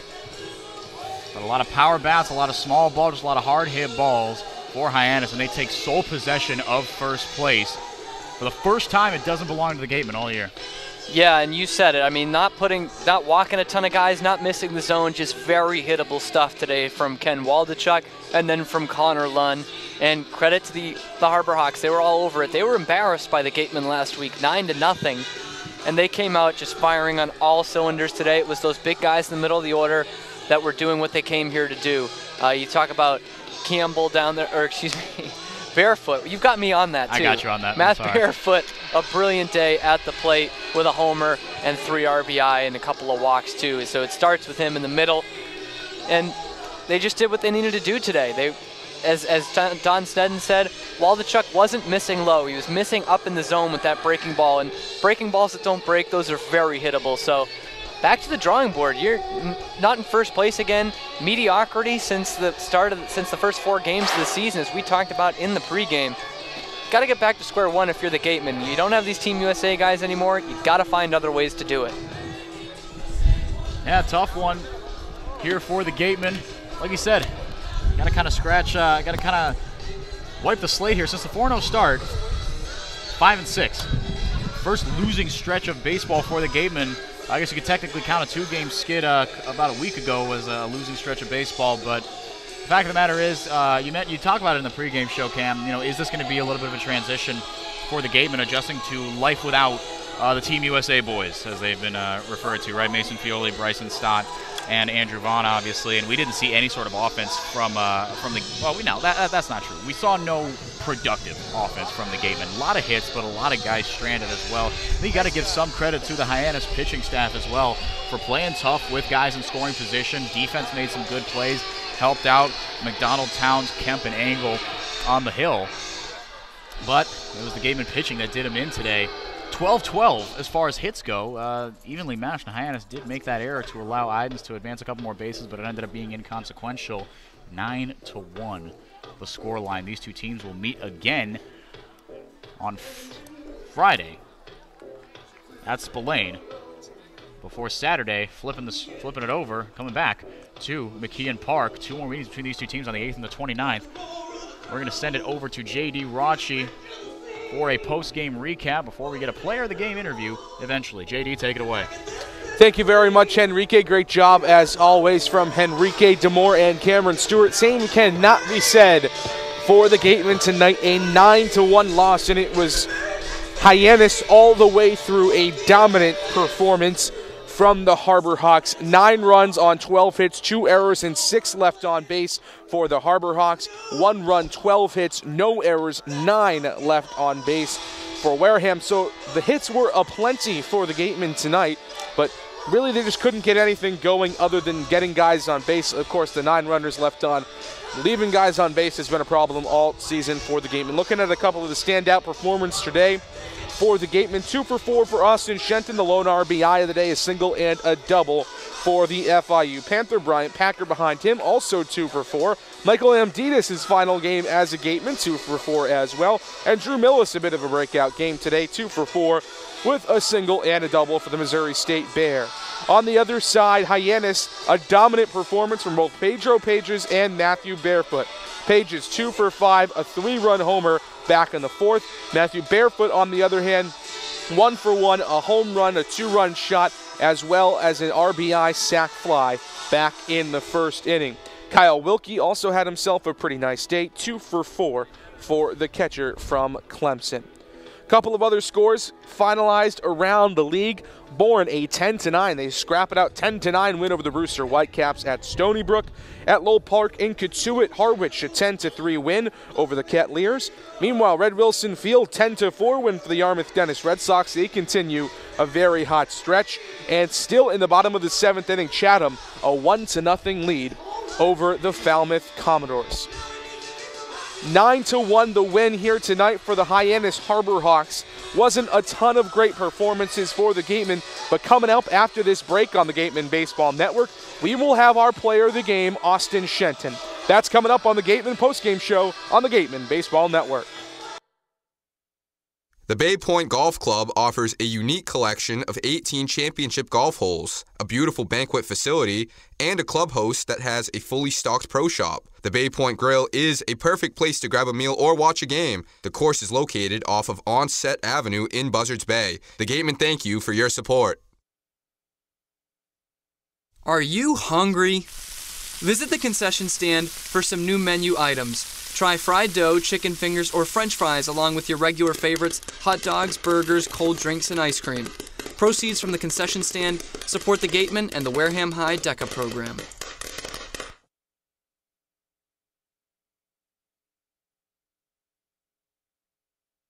Founded in 1854, the Wareham-based AD Makepeace Company is the world's largest cranberry grower and private property owner in eastern Massachusetts. The company supports organizations like the Wareham Gatemen and projects like the outdoor cranberry bog classroom that you may have passed on your way in. Visit admakepeace.com to learn more.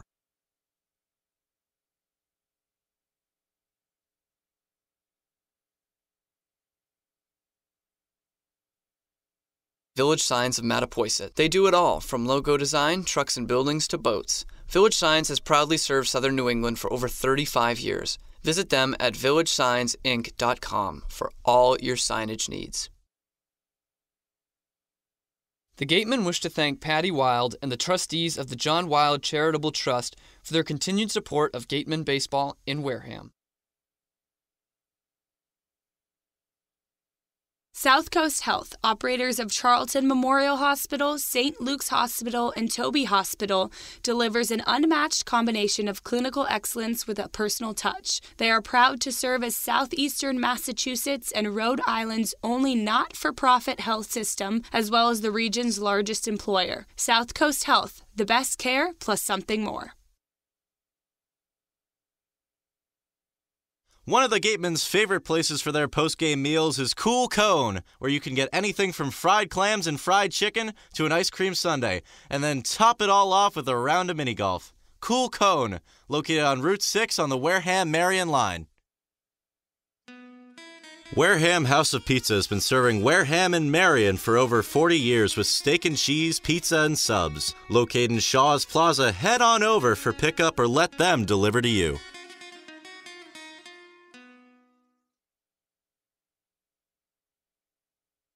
The Beach House Grill at Chatham Bars Inn Resort and Spa is the perfect spot for a seaside lunch or evening clam bake. A proud member of leading hotels of the world.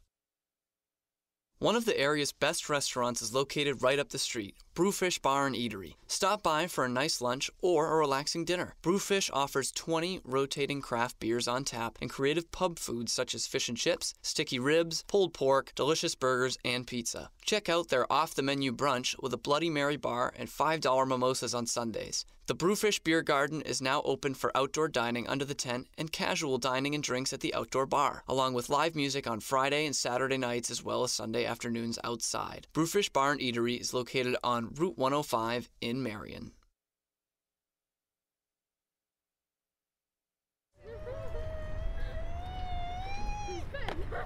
Beat the heat and join us at Waterways, a water experience unlike any other this side of the bridge. Open daily, head over to the water park on Route 28, the Cranberry Highway.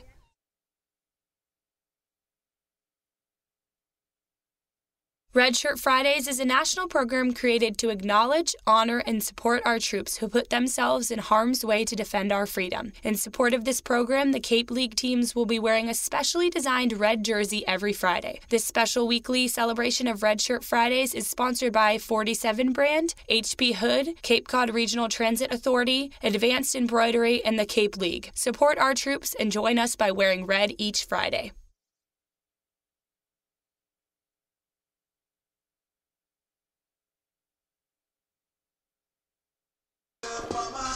Back at McKeon Park, a 9-1 loss for the Wareham Gatemen tonight. Finishing things up on the Gatemen Postgame Show. JD Rachi here with you, and joined now by our player of the game, Austin Shenton. Austin, a 2-for-4 night tonight, only RBI of the game. You're hitting over 400 on the season.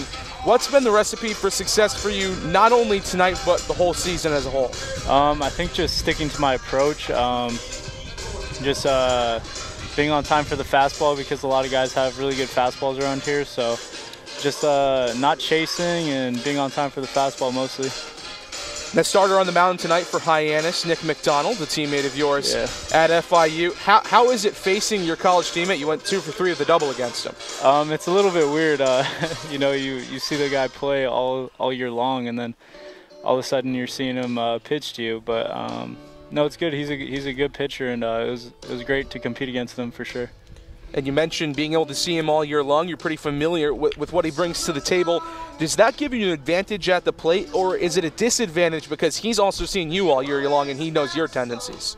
I don't know. I think it's I know what he likes to throw, and I think I've learned that throughout the year. But I don't know. It was just kind of not really nerve-wracking, but I was just anxious to go and hit against them for sure. And now 5-6 in your last 11 games for the Gatemen. 4-0 start to the season. This is really the first time you guys have faced adversity this year, aside from a small 2-game losing streak. What's the message from Coach Ned moving forward? The fact that you have 2 wins, does that give you a little boost of confidence heading into another matchup with a pretty good Angler team tomorrow? Yeah. It's definitely good to be 2-0 against any team in the league, but yeah, just going to try to get a win tomorrow and get back on the right track for the rest of the season. All right, our player of the game, Austin Shenton, 2 for 4 today with an RBI for the FIU Panther. Austin, thanks so much for joining us. Thank you. All right, 9-1, the loss tonight for the Wareham Gatemen as they fall to 9-6 on the season. Hyannis, the win, 9-4-1 on the year. The win tonight goes to Nick McDonald, Austin Shenton's FIU teammate. The loss tonight goes to Ken Waldachuk out of St. Mary's College in California. All right, that'll do it for us here at the Gatemen Baseball Network. The general manager of the Wareham Gatemen is Andrew Lang. The producers of today's broadcast are Trevor Russo and Cam Gonsalves. Our sideline reporter is Mary Orders, and thanks to our writer Ian Visera. Get on the Beat with Ian Visera will now be featured in just about every Gatemen pregame show. Thank you as always, to our play-by-play broadcasters, Enrique DeMore and Cameron Stewart. The next broadcast of Wareham Gatemen Baseball will be tomorrow as the Gatemen host the Chatham Anglers. First pitch is at 6:30 p.m. Our coverage begins at 6 o'clock with the Gatemen Pregame Show on the Wareham Gatemen YouTube channel. For everyone involved in today's broadcast, I'm JD Rachi saying so long, and thanks to tuning in to this presentation of Wareham Gatemen Baseball on the Gatemen Baseball Network. Once again, your final score from McKeon Park in Hyannis. The Wareham Gatemen 1, the Hyannis Harbor Hawks 9. We will see you tomorrow from Clem Spillane Field in Wareham.